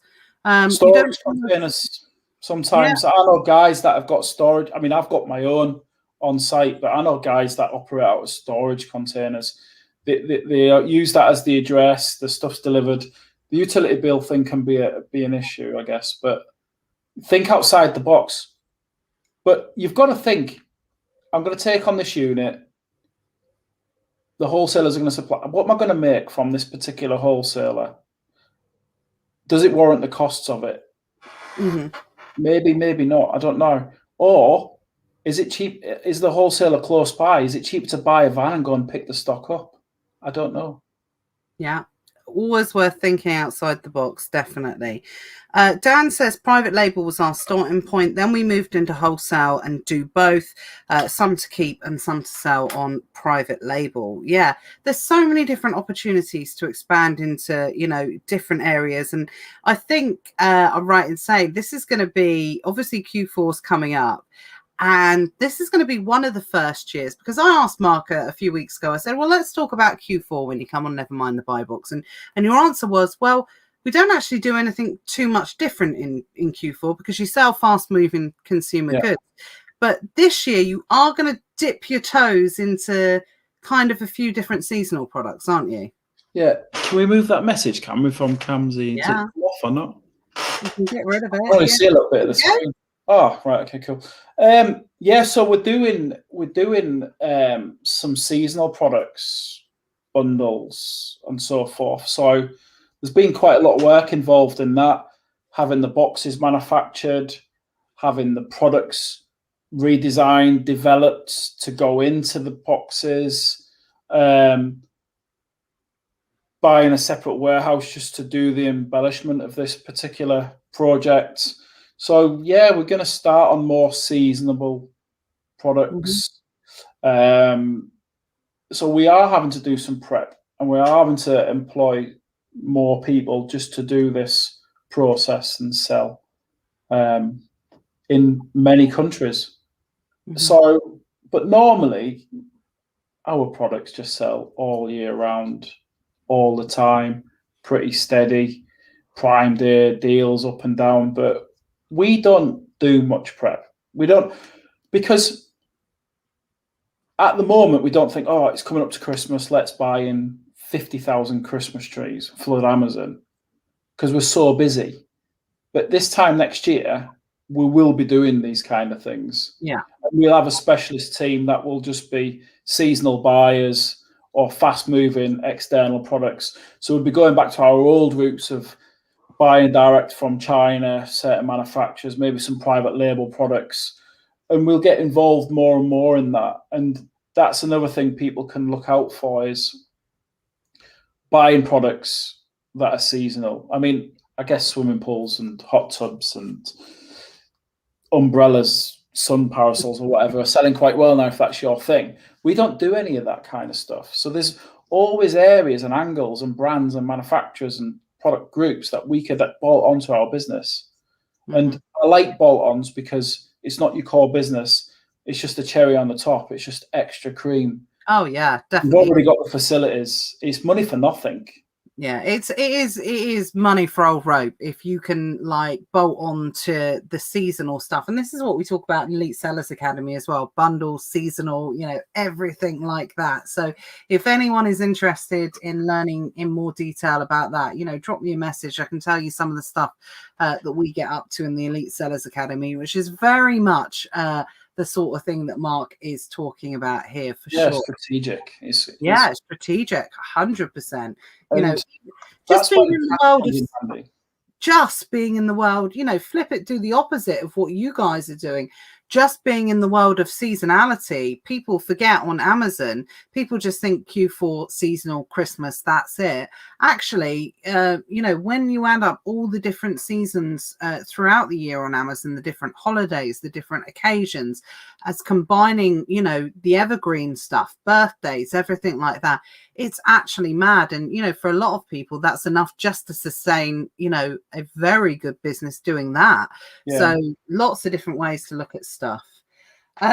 Luke says he's really happy to hear you say that with regards to not leaving your job. There seems to be so much of a push for people to leave their jobs at the moment. People really banging on about the laptop lifestyle. And he says, I totally get it. It's nonsense. Laptop lifestyle. Get away. I mean, should I pull out some slides of a camper van and a laptop? Really? I mean, for a few people, it can happen, but you've got to build it up. You're not going to have a laptop lifestyle in 12 months. It takes time and contacts and a bit of cash and then move about. Working from from home, but all this I'm on a beach. I mean, I've always said this, all you need is a laptop and a mobile phone, and that's true. But the way these guys go on about it, absolute nonsense, you know. So stay away from that. Just work hard, get some cash reserves, and then, yeah, keep your hand in and you're living off the money that you've built or the business you've sold. I mean, that's a perfect scenario. Build a business, sell it for 6 figures, 7 figures, pay your 10% entrepreneur's tax, and then just do all this round the world blogging and drop shipping or whatever else. But then, do you really need to? Everyone that keeps going on about selling on Amazon and they've done this and they've done that, no, they haven't. You know what I mean? Well, no one. The new sellers on these in our group, they've got more experience than half these people that are banging on about it. And I think somebody mentioned earlier about how old a lot of this data is. You know, they're not. You need to be current all the time. So someone mentioned about software and education. Keeping up to date with Amazon's announcements, terms, eBay, what's happening, what's coming, what's the trends, that's all education as well. Buying an ebook off Amazon that some guy wrote in 2012 is no good. You know, the only reason why he's got a laptop lifestyle is because he sold 1 million copies and idiots buying it. You know, this is a true story. There was a thing years and years ago, and a guy put an advert back in the day. Matt will probably know more about this than me. He put an advert in saying how to generate, I don't know, whatever, $1,000 a month by doing nothing. And it was like, contact me. And his actual response was just put an advert like mine in a different publication. And people fall for it, you know? Absolutely. It's crazy. And I think that's absolutely key. And it's part of the reason we do Never Mind the Buy Box. It's exactly the reason why I set up the Elite Sellers Academy. Because brand new information and education. I've heard people call the Elite Sellers Academy, you know, just a paid Facebook group where we just sit around and talk about. No, we deliver high level, up to date Amazon information. The guys, you know, I think there's a few that are watching tonight. There have been occasions where I've literally had to deliver something in the Elite Sellers Academy. 6 weeks later, I've had to come back and said, look, this has gone out of date. Yeah, these YouTube videos are as good as the day they're done. Yeah. You've got to kind of like, but that's what we're getting paid to do, is the strategy and the preempting these things. You just... Yeah, guys, I don't think these guys realize how much work and content goes into these groups and discussions. It's not just made up stuff, even just answering messages. You know, the amount of the money we pay out for customer services, the amount of the bigger you get, the more messages you get. I've not got my order and all this, that, and the other. There's a lot of work involved in these groups and stuff. These videos and training things.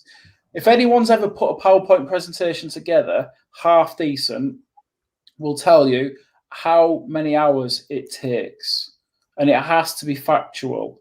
And the stuff that I've seen recently within our group is live, it's real. It's not just hashing stuff from other people. I mean, people are even stealing these conversations and posting it on their own groups. So is there a niche there? Just rob everyone else's content and repost it, but you're posting old data. I mean, so guys, education, the ongoing education, I think, is the thing. You need to keep reinventing yourself, products, marketplaces, eBay. The amount of people in the forum that are not selling on eBay. Why not? Even if it's 10 or 15% of your current business, that's 100, 150 grand if you've got £1 million business. Yeah, absolutely. Absolutely. Cindy says she has to walk around her house sideways for sure. Luke said, Mark, you should write a book, as we were just talking about ebooks. You're talking so much sense.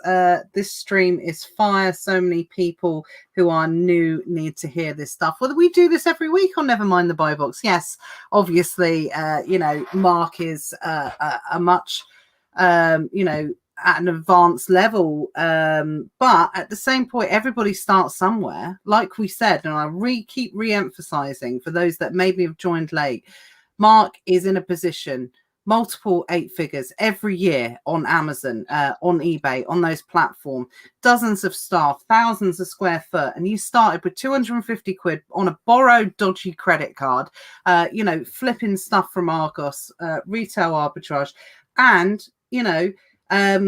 9 figures by 2025. That's the projection, isn't it? Oh, we'll smash that by then. Yeah. Oh, sorry. 9 figures, double 9 figures, 250,000 revenue. Sorry, 250,000, 250 million by 2025. That's yeah, I think. And that's not a pipe dream. That's the projections, isn't it? Yeah, I think so. I mean, we just look at our existing partners, a couple of other partners bolted on, the other countries we're going to. Yeah. Yeah, you're such a humble guy, honestly. Honestly, people just get het up too much in these groups. I keep saying this. Turning over $1 million is so easy if you work. And then if you can do $1 million, it becomes easier to a point. And then think about it like this. It's simple, isn't it? You've got 10 products and you make, 100 quid on each. Well, if you get 20 products, then 30, then 40, and then you're employing people, it's a scale. It's like this multi-level marketing thing, isn't it? On how these pyramids start. But if you think about yourself at the top of the pyramid, then you employ a sales director and this, that, and even before you know it, then it's not just you trying to achieve all of this. Everybody else is. So you need to employ people that are better than you in a specific area. Yeah, it's difficult. It's very difficult, but that's the key to it. And it's not about employing lots of people so you have to do nothing and you just sit back. I mean, that's everyone's ultimate dream, isn't it? Going to buy a yacht and I'm going to go to Jamaica, but that's nonsense. No, it's not. It's not mine. It's definitely not mine. I just wouldn't be able to do it. I wouldn't find a job. Find a job and run a business that you like, and you'll never work a day in your life. That's what they say, and it's true. Yeah. Oh no, 100%. And it's about, working with the right team and enjoying around the people that you work with. Some of the best days, I don't work up at the warehouse. Well, we haven't been working up at the warehouse for a long time because of COVID and things like that. Then the first time we went up the warehouse, we got COVID. I didn't, Matt did. But it's about being in the mix with people and, how it's not all the process of like, oh, if you work hard, there's this conscious, like you're not down the mines, you're not like digging out the all the time and everything like that. It's you working hard is not the same, is it? It's is being in that really level of physical job. Yeah, you have to. There's different types of working hard, isn't there? Yeah, you've got to work hard, but you're right. 20 hours down the mine is not going to make you wealthy or achieve what you want to achieve. Yeah. But it's a good work ethic. You also have to think and work with your head and not your hands as well. But I'm a big believer in, I've told you before, in my business, everybody, doesn't matter who you are, is an order picker first. Yeah. If that is rammed down there for whatever reason, it's got some deals going, I'm down there packing orders. And you know what it is? You get a feel of, you can look at Excel sheets and spreadsheets and revenues this and margins this, and we're selling 100 of this a day and 1,000 of this a day. You see the products going out, or you see products on the shelf that you're not seeing the sheet for a while. Before you know it, unless you're like mega in the detail like we are, and that's the thick of it. And we've had it before where I've been down packing orders and my guys in the office have either been busy on something or they've not been down there. But I guarantee it, 45 minutes later, whispers get round. And if they're not down there packing, they need a good reason for it. Because if I'm packing orders, everyone's packing orders. And we say, think Excel sheets and emails can be done at midnight, can't they? They can be done when the couriers have been. And you never need to lose that. Whether you turn over $1 million or 100 million, The most important thing on the day is them orders out the door. Yeah, absolutely. Especially now with Amazon and eBay and their algorithms and their metrics and everything else, that can lose your business. That's how important it is. And we've had all these stories of people are scared about. It's died off a lot now, I think, because the confidence is there with the training that if you play the game and you do things correctly, you don't need to go to bed worrying that Amazon's going to take your account from you. I appreciate when you're a new seller and you only sell 10 items and 5 are delivered late because it's not your fault, then that's 50% on your metrics. But a quick message, Karen, who's about somewhere, she can help with these things. There's some free advice. It's not necessarily always the best advice in the groups. It's not the end of the world. But if you concentrate on eBay as well, you've still got revenue coming in while you're fixing your Amazon issue. Yeah. But if you take anything from this, graft. And don't be like, oh, I'm the CEO, I'm this, I'm that. I'm too good to pack orders. No one's too good to pack orders. Oh, do you know what? You're such a breath of fresh air, Mark, because people do get like that. They think that they've worked a certain amount or they've worked a certain amount of years. There's this kind of entitlement. I shouldn't have to do that because I'm X amount of age, or I shouldn't have to do that because I've served my time doing that. No, absolutely not. You know, that's something I've always believed in. You've got to be able to work your business from grassroots up to the top level, because how can you know what is going right and what is going wrong in your business? I mean, you can't do everything, though. I mean, that's the thing, yeah. Don't get me wrong. If you're spending a lot of time packing orders and you've got cash reserves, you need to employ more people. Yeah. Because if you're packing orders, the strategy is not getting done and all the other stuff, and you're paid too much to pack orders. The orders are not beneath you, though. But you got to be prepared to do it. It's all hands on deck. You know, if someone calls in sick, what are you going to do? Not let the orders go out? No, you got to know how to pack them yourself. I agree, and I still think I'm the best order packer in the business.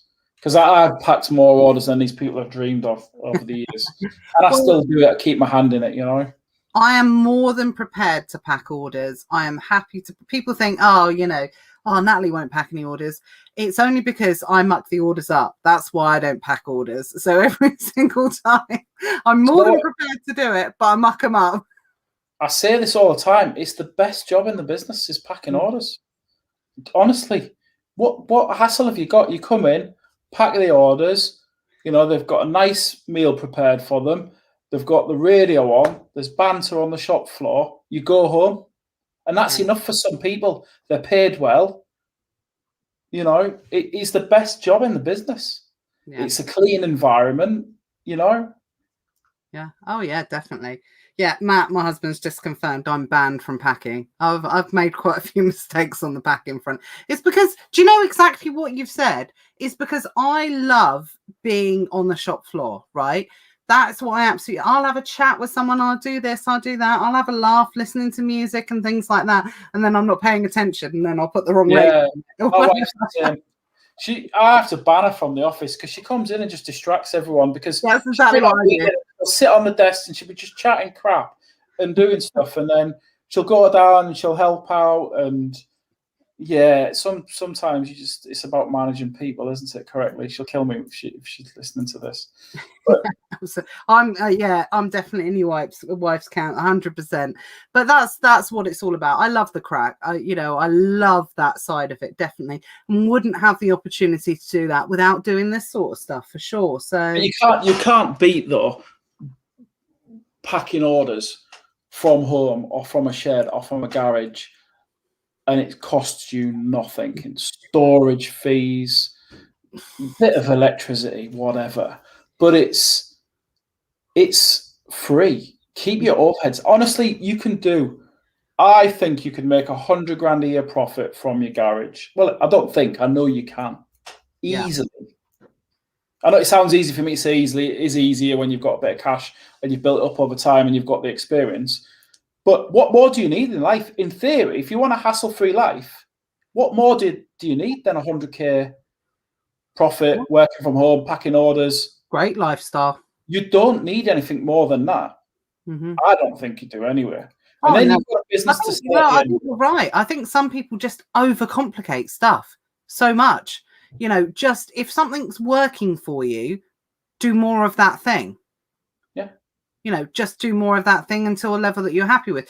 This is a really interesting point, actually. And I've got something to add to this. Natalie said about, I heard a manager of Screwfix sold his business, then had to wait a certain amount of years. So presumably signed a no compete clause, non-compete. within this business. And so before he could start another business, which he set up then, Toolstation. And what's really interesting, so you do have to be careful about certain things, because we have a family member who sold a business that he loved for a lot of money and an offer he couldn't really refuse, had to sign a non-compete clause as part of it. And literally, I think it was about 5 years he couldn't compete with this business. And for 5 years, he sort of bummed around, ended up laboring within that period of time, because just couldn't find anything they weren't happy with. As soon as I think like 12:59 or 11:59 on the 5 years, set up another company. As soon as he got out of that. So be careful what you wish for sometimes, because then again, it's a fair thing, isn't it? If someone's going to buy your business from you, I mean, you would stay on, wouldn't you, for a consultation period on a salary? Yeah. It's difficult for some people to do, or don't sell it, because... Well, this is what I think he regretted, because he spent the next 5 years living off that, doing labouring and things like that, and then ended up going back into it in the first place. So you don't have to sell your business if you enjoy doing it. You have to think about... Or some people can't retire. That's the thing. Or just start another business. Yeah. Just start another business in a different... I mean, they're not going to give you a contract and say you can't work in any business. It'll be related to what you've sold. Related to what you've sold, yeah. Which is rightly so. But let's just say you sell your business for £1 million, and you can't set that same business up for, say, 5 years, 3 years, whatever. Is it worth taking £1 million unless you're just exhausted? Because you would have probably earned that, you and your wife or your family, in that period of time anyway. Or sometimes you just do it for other reasons, personal reasons. You've had enough, you're bored of it. But start something else. Or if anything, I don't know, decorate your house, get your garden in order. It gives you a breather to think about what your next business is going to be. Your business plan is going to be bulletproof, isn't it? But you find that all the time. I mean, I've worked in big companies from a procurement buying point of view. And of course, I've been put on gardening leave for 6 months because they don't want me going and working for a competitor or somebody else. But that's just life. But to me, I can't understand why people would sell their business unless it was for a lot of money and, they're at retirement age, or they want to take it easy, or they've grafted for so long. Because people get bored. Maybe you sell your business and then you just think, you know what it is, I just want to play golf for the rest of my life. Then fine. Yeah. But it comes back to the why. You need to know the why and the reason. Not because someone's just offered you £1 million, because it's narrow-minded, it's short-lived. £1 million is nothing, is it? You can't retire on that. No, not a lot of money, depending on how young you are in your life. Darius said, this is linking back to what you said earlier about left my job at the end of May. Even my business was making double my salary. I carried on, but still managed to spend my capital on stock quicker than it reaches my bank account. Yeah. So, you've got to do this at the right time. Fail first attempt in learning. Fail equals first attempt in learning. I like that for sure. Just trying to see if there's any other left. Darius said, same question that is. Let's see what else. There's always ways to get around it. Think outside the box. There is, but I don't know who made that, because it says Facebook user for me. That's but Luke. Again, integrity, transparency and everything else. Because you know what? You come across these people later on. The things I've done, and the manufacturers that I've worked with, these people move around and they go into other organizations. And if you've done a good job and you've worked well with them, guess what? They're going to be calling you, aren't they? Yeah. Absolutely. Natalie says you shouldn't expect anyone to do something that you're not prepared to do yourself or haven't already done. And how can you teach people to do it if you haven't done it yourself anyway, or how to do it in the right way? You just can't do it. Dan says the satisfaction of banging a bundle sticker with the music on is a good feeling. Yeah, I think we've got a lot of people. Now, I've always said there's a difference, right? And I want to clarify this now. I think prep is a mugs game in the sense prepping to send stuff to Amazon. I think there's lots of different ways that you can do it. So don't confuse me when I say I hate prep. No one likes prep. It's awful, blah, blah, blah, blah, blah, because prep is different. You haven't made any money when you're prepping goods to send to Amazon. But when you sell something and package it up and send it to a customer, that's a different feeling. We've got 4 or 5 people who just prep for FBA all day, every day in our warehouse. How do you keep these people on staff? Because that is the most boring job in the world. They love it, to be fair. No, they don't. I promise you this. They are crazy people. No, seriously, they're of an age where they come in, they work 8 till 4, they smash it out and go home. And they're paid well. Of course they love it. It's better than being in a call center. It's better than being in McDonald's. It's nice work. It's clean work. And they love it. And honestly, I've got this one lady who runs our FBA team, and she gets excited. They get excited over we get a new type of bag in we're going to trial for doing 3-pack products or whatever they are. They actually get excited over silly little things. I do appreciate that, because I've always loved a good packing box. I found myself in a position where me and Matt will go to a garden centre or something like that. And when they give like the free boxes at the end, they've got like a bag, a section where you can pick up the free box in. Me and Matt always look through those and we'll go, oh, that's a good box.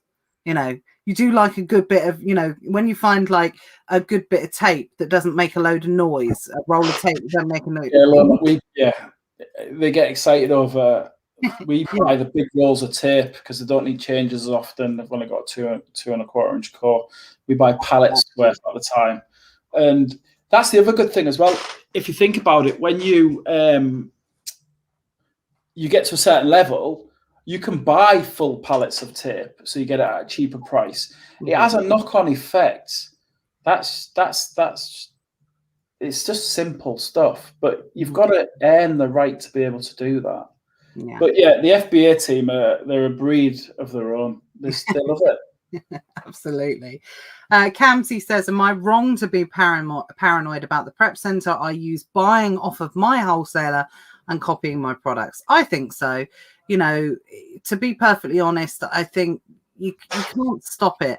They could find out your store. They could, anyone can reverse engineer what you're doing anyway. So I wouldn't, if it was me, I wouldn't sweat the small stuff for me. Yeah, I mean, it's just a risk you're going to take. But I mean, can they be bothered? Are that busy? This is where people go wrong in business as well. Is trust nobody. Mm-hmm. Keep everything to yourself. Don't tell anybody anything. And yet we're talking about like a lot of stuff here. Their business is being a prep center. They're not a seller on Amazon or a retailer. They prep. It's in their interest for you to keep buying the goods, for them to prep. That's their focus in their business. And yeah, you will get some people out there that do look at these things, but then you're using the wrong partner, aren't you? Mm-hmm. That's how I look at it. Absolutely. And you'll find out pretty quick. Because if you're the only person that's selling that particular product, and then all of a sudden such and such from FBApack.com is selling the product, then you'll know for sure. So and then you can make your decision with what I want to do. And like Mark says, you make that mistake once, you don't make it again. It's as simple as that. Harminda says, if selling your business, sometimes it's better to take a deferred monthly payment rather than a large lump sum. No, I don't think it is. In my opinion, why drag it on? Manufacturers and business buyers, they want to defer the payments because it's better for them, innit, from a cash flow point of view. Or they'll do things like, we'll give you X now, and then we'll give you X on profits of the business or performance or this, that, and the other. I'd rather just take my money, pay my 10% tax, and run, basically. Set up something else. Set up something else the next day.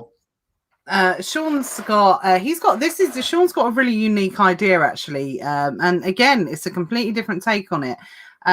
He has people that prep from home from him instead of having like a warehouse or anything like that.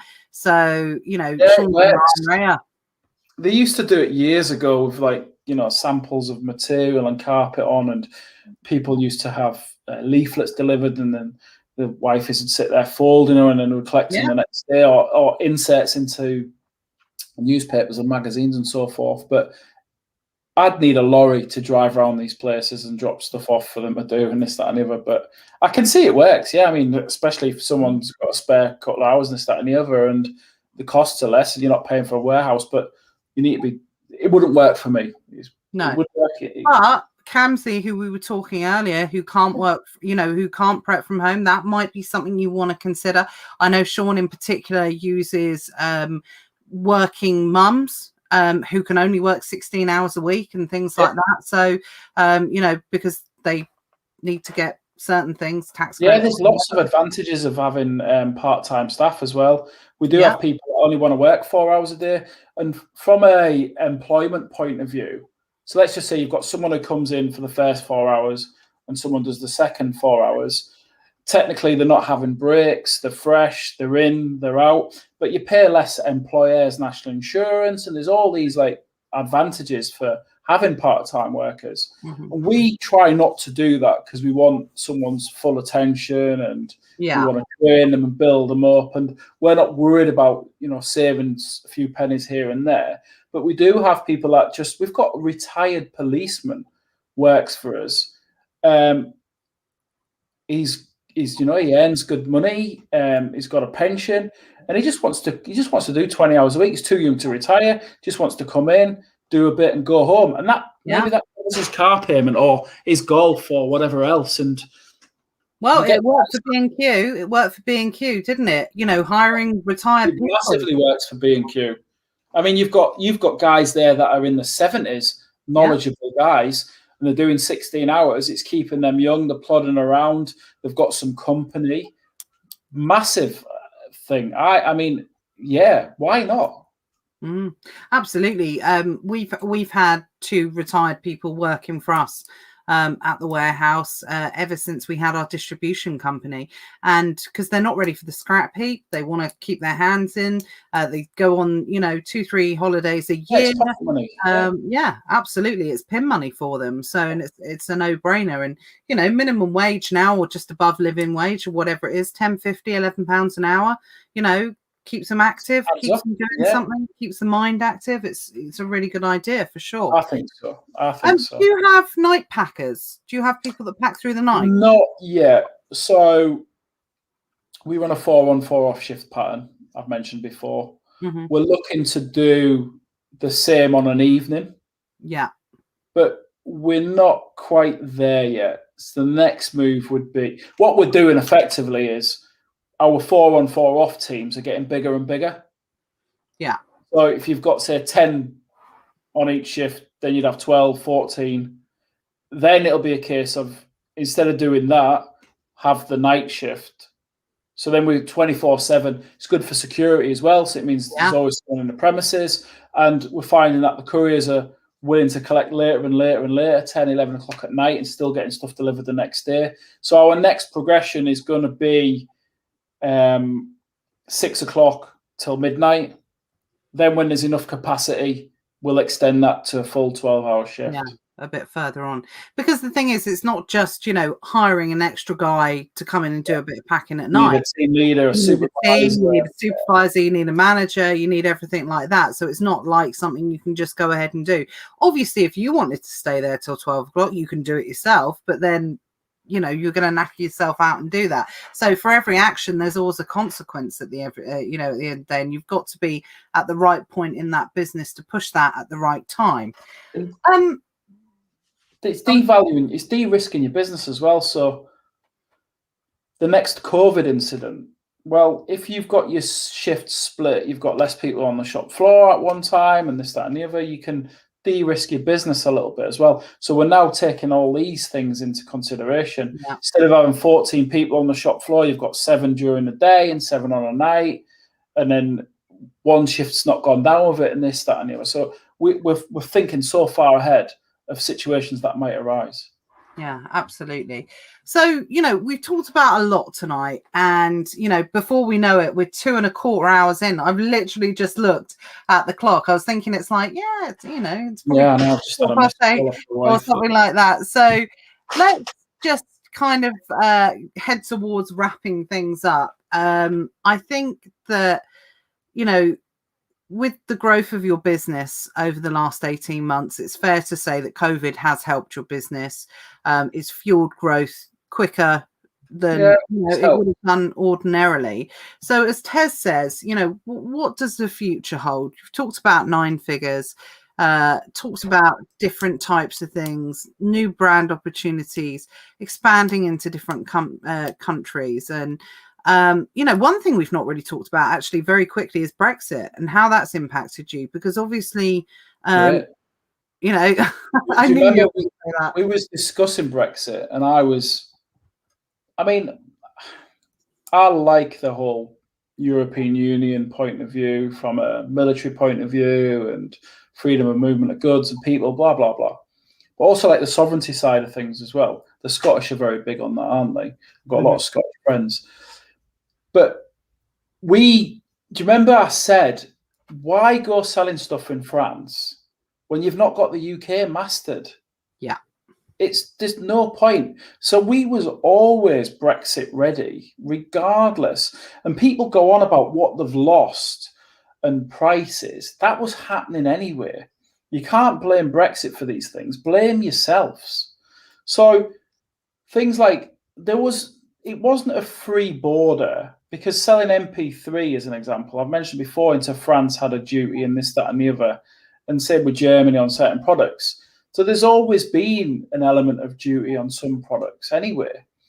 But the plan for me is to do all the countries, including India. I'm just going to replicate the UK and all these other countries. Simple as that. And that's going to be the strategy for the continued growth. Yeah, but private label products, more seasonal products. Night shift. Yeah. Like I said, we call it 8 days. We pick and pack, 7 days a week. You order from us on a Sunday, it's delivered on a Monday. Mm-hmm. All of the things, just being ahead of the curve all the time. Volume. So it's just doing what you're doing now, but just expanding. Just get better. You can always improve yourself by 50%, no matter who you are, how good you think you are. And it's not always just about price. People think that they've won a watch when they've negotiated 2 pence on a Royal Mail discount. You've got to think of the bigger picture. Mm-hmm. How do I double my business? How do I increase my business by 10%, 20%? Why am I not selling fishing tackle as an example? Because it's not a focus. But Q1 might be 2023. Yeah. It's all part of the plan and the strategy. I always think if you've got 10 key elements, so you could, you sell cornflakes, you sell bicycles, you sell fishing tackle, you sell tins of beans. Tins of beans are not selling anymore, but these are. You've still got a business and income. Yeah. Tins of beans not working anymore. Switch it off. Yeah. Simple. Absolutely. Concentrate. Employ people to concentrate in certain areas. What's your main role in your business now? Is it strategy? Yeah, I think so now. I'm getting to that point now. And financials. I've got a finance director. We've got finance people, but I want to get more involved in the procurement again, over to China, manufacturing things differently, changing the way things are manufactured, not just doing this private label. What's the biggest trend at the minute? Oh, selling water bottles on Amazon. Stay away from all of that crap. Stay away from it. Go to China, manufacture the product slightly different or whatever. Make it your own product or bring out your own products. This private labeling is very, very difficult. But then when you get to a certain level in your business, then you can throw 50 grand at it, because you know what? It's going to cost you 50 grand to get it right, get it ranking, get it selling before you'll start seeing that as a profit. So all these guys selling all these private labeling courses and stuff, stay away. Mm-hmm. Learn how to sell on eBay and Amazon properly, or do a private label course if it's not the same old tut over and over again. Why are guys selling private labeling courses when they're telling you they're making billions doing this stuff on Amazon? Well, I wouldn't have the time to do that. No. Well, someone said to me the other day, because obviously we've started private label in the US, in the last sort of 12 months. And 12 months, sorry, in the last few months. And so I said, oh, are you going to be doing a course on it? And I'm like, no, there's plenty of people out there. There's information out there to get started and do this and do that. And, if that's what you really want to do, I'm not just going to do something that's going to, redo. Not that I think it's redoing the same information. It's, stuff that we've learned over the years and things like that. Yeah, but you can touch on that though. You can teach it part of the Sellers Academy in these things. Yeah, exactly. And that's what I said, it'll be filtered through the Sellers Academy. That's where the majority of my knowledge goes now. Yeah. But not a separate course or anything like that relating to that, because I just don't have the time. That's what it comes down to. That's the thing as well for me. I get offered, I was offered 6 figures to write a course for somebody to then sell the course. A, I haven't got the time. B, I'd be stealing time from my guys. But the only way I would do it would be on a case of everybody's accountable. It would be like proper structure where you're not just learning about Amazon and eBay. There's a whole business side of things, everything else. And it would be at my place as well. Mm-hmm. Live and breathe it, see it happening, monthly meetings, quarterly meetings, whatever, I don't know. But that's the only way. I mean, the courses work really well. And the stuff that you guys do for free when people are getting started, and then they need to step up when they're doing, I don't know, 100 grand a month or whatever else. And it's a different game, isn't it? But yeah, I mean, people are doing courses for how to write a title on eBay and stuff. It's getting silly now, isn't it? We give that stuff away for free. It's not.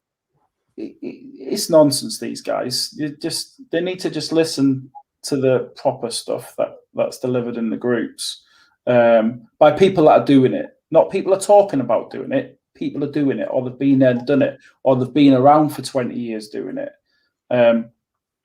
Yeah, selling in America, I mean, it's a massive market. I mean, yeah, huge. But I prefer to sell in India. India's bigger. So, you know what I mean? I think that's the beauty of it. I mean, for me, I think our future does lie in the US in some points. So it was strategic to a certain amount to have a business that's running over there, to have a business that's earning in the local currency.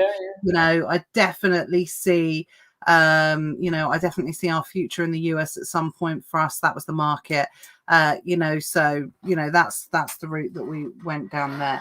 So again, it's a strategic reason, isn't it? Like, 100%. There was a strategic reason to learning the US market. And like, again, I was asked this earlier about if I had any retirement plans. I'm not that old yet, but I've had a milestone birthday recently, and you start thinking more about the future. And I was asked, do you ever think, like I asked you earlier, do you ever think you'll retire for this business?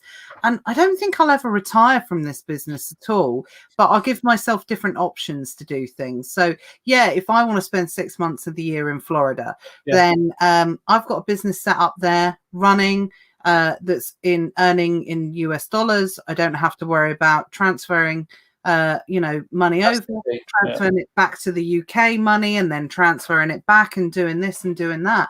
And that is what we're building now, probably for 10 years in the future. Yeah, and I think, 10 years is not far away. No, I mean, 5 years is obviously closer, but why not think 10 years ahead? A lot changes, but just adapt with the road and the path that it leads you on.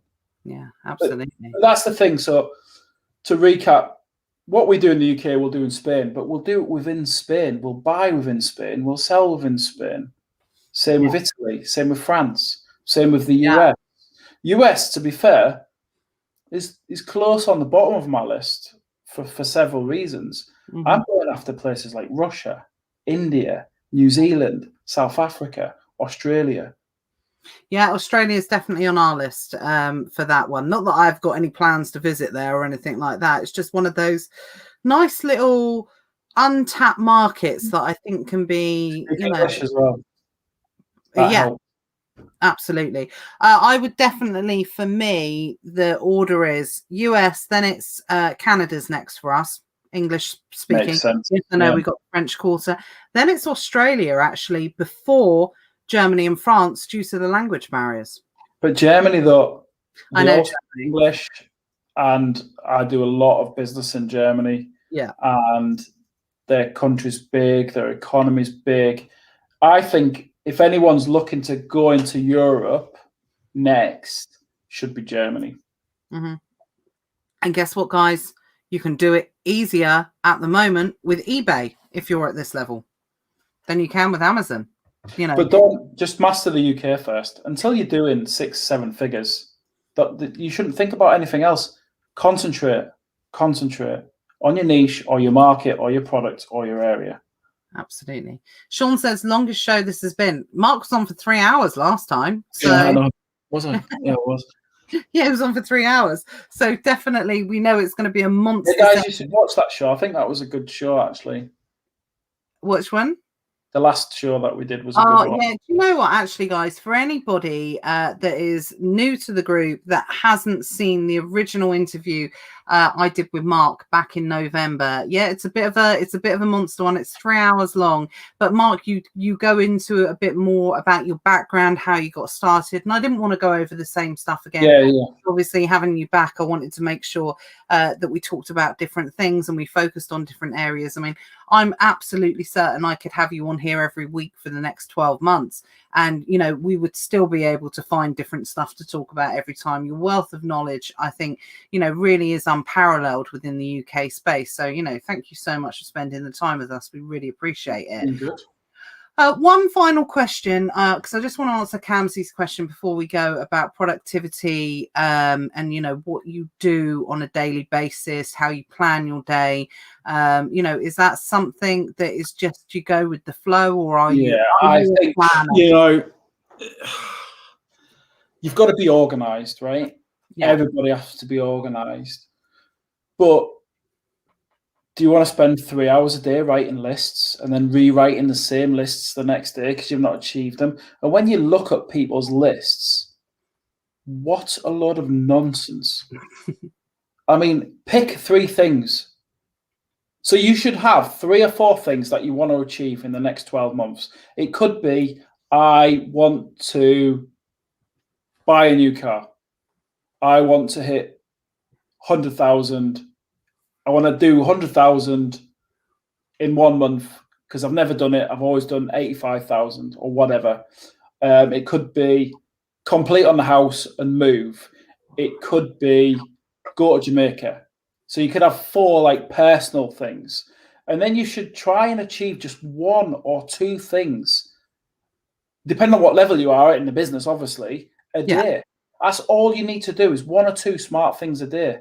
You're not paid to make 100 decisions. That's what your managers are paid to do. So I do have a list of things to do, but I just try and get 1 or 2 things done. It could be sign off this relevant project. Yeah. What do we need? What's really interesting, I read this and I remember talking about in Elite Sellers when we were talking about planning your day, making sure that you get the money-making tasks done, and that might only be 1 or 2 things a day. And people have got to realize that if you write a list of 10 things, this is where you break down all the different things and you might only tick off 2 of those things. But what's interestingly, when they did a poll of all these, Jeff Bezos's and Elon Musk and people like that, actually, when it comes down to it, when you get to a certain point in your business and you're that high level, these guys make 1 or 2 decisions a day. No more than that. You sat down and you're thinking, oh God, they must be making, so many decisions a day. They must have so much pressure. They must have this. But actually, when it comes down to it, they probably make like 1 or 2 decisions because they've got the staff in place to do it, to handle it for them. But not only that, it's because when you actually do break it down, we fanny around a lot of the time, making ourselves look busy. But when you actually break it down to the tasks that make you money, personally, I like to try and get anywhere between 1 to 3 money-making tasks done a day, and at least 1 task that is for the future. So for me, that's it. But I do write lists, but it's very rare that I'll get everything done on my list, because if I've got everything done on my list, then I haven't put enough on my list, or I'm not doing it right, if that makes sense. Or what can you delegate off that list? Because people are bad at delegating. That's another key thing. I'm pretty good at delegating. Yeah, I'm getting good at that. Yeah, you should also, I mean, I like to talk, but you should try and have a meeting that lasts no more than 15 minutes. Because half of it's waffle.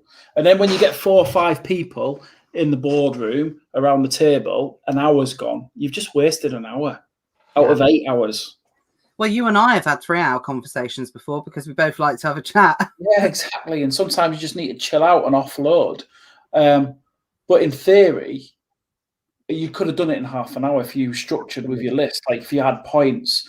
So one thing I've got my guys doing now, and it's about their education, is I'm trying to do stuff, and then my door's always open type thing. And I've got an office, and I've got a desk in the big main office as well.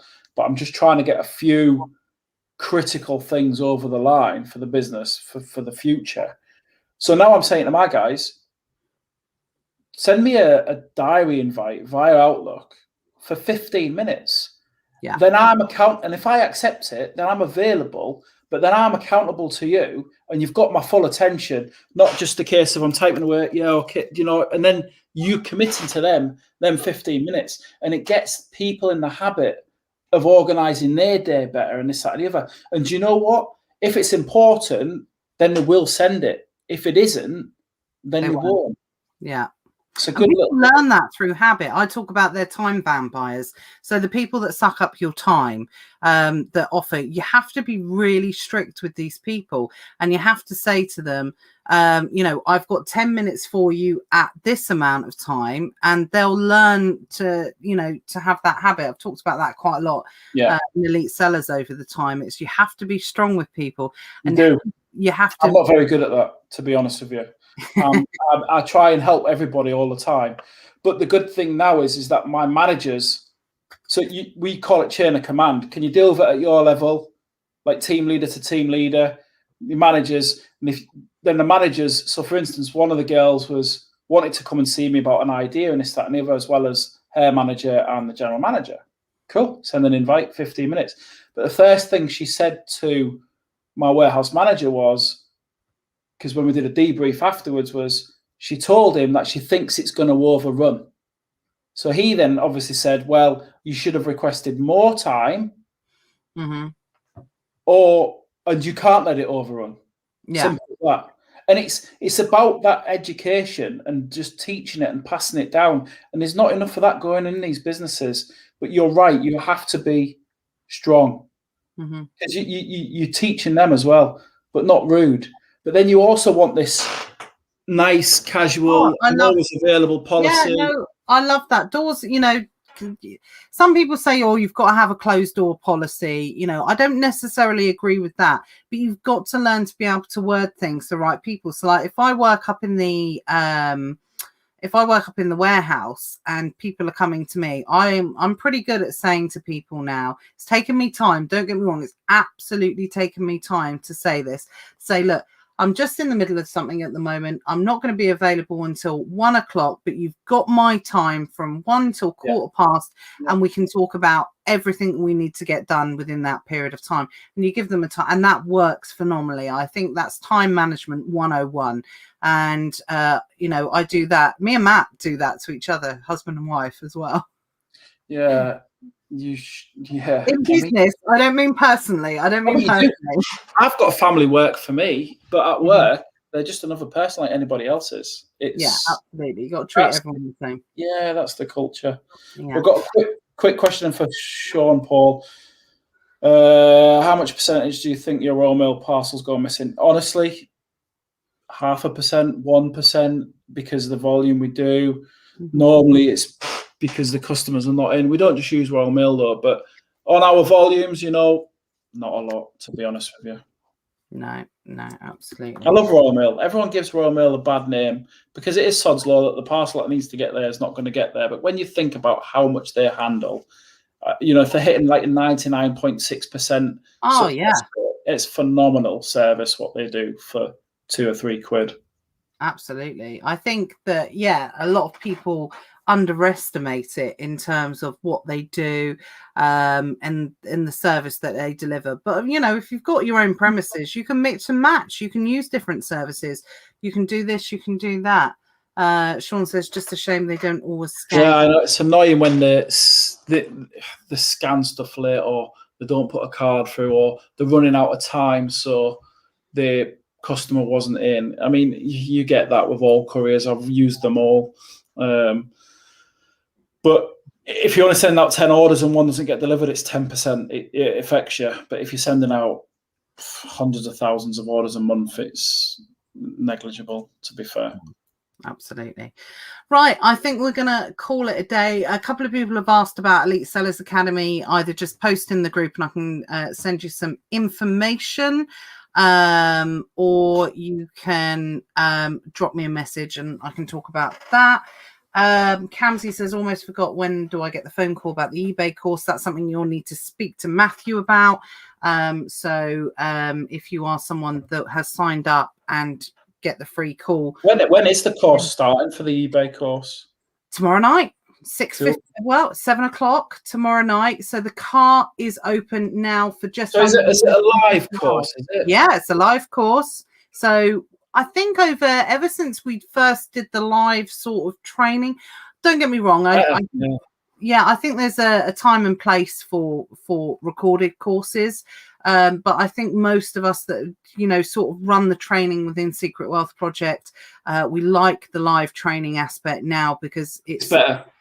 What it is, well, there's no bullshit because it's live. You can't make stuff up if you're on the spot. So if anyone's doing this eBay course, make some notes before you go into it. This is something I tell my guys all the time, because you'll come out of it and you'll go, oh, I wish I'd have asked this. You've missed your opportunity till the next time. Or it might become apparent on the next session or whatever. But I didn't realize you did a live one. That's good then. Yeah, no, absolutely. Elite Sellers Academy is live every week. eBay course is live. Absolutely. So yeah, we always try and deliver it live.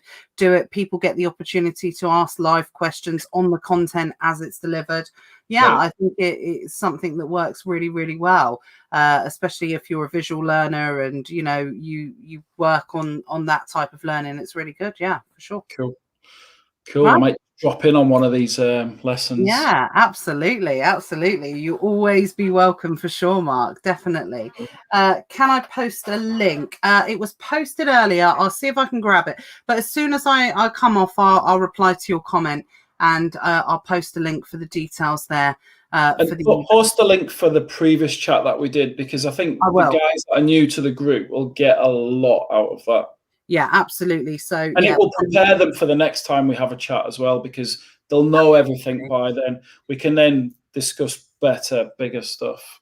Yeah, that's absolutely. Cool. Well, I'm sure the guys will be more than happy for you to come back and visit us. But, thank you so much for joining us this evening, Mark. It's always eye-opening. Loads of gold nuggets galore that have been dropped. And, we just wish you, the absolute best for Q4. Have the best Q4 ever. I know you absolutely will. And hopefully, I know you pop into the group every now and again. You can keep us updated with everything that's going on with your end. Yeah, and just remember, you've got 6-7 weeks. Get yourself organized for Q4. You've got loads of time between now and the 1st of October. Mm-hmm. You can make yourself I don't know, let's just say £3,000 in 3 months, pissing about. Mm-hmm. Absolutely. So much opportunity going to be for this Q4. Sean says it's going to be amazing. Karen says, thank you. Really enjoyed it. Excellent information. Lorraine, yeah, everybody loves it when you come on, Mark. So please come back and visit us again soon. Will do. I'm going to call it a night, guys. Take care, everyone. I will see you all next week. Got someone coming on next week that's going to talk about funding over Q4 and things like that. So it's definitely going to be an interesting one. So see you next week, guys. Take care. Those that are doing Matthew's eBay training, I'll see you guys tomorrow. And I'll see the Elite Sellers Academy lot on Thursday. Busy week. Right. Take care, everyone. Thanks, Mark. Bye.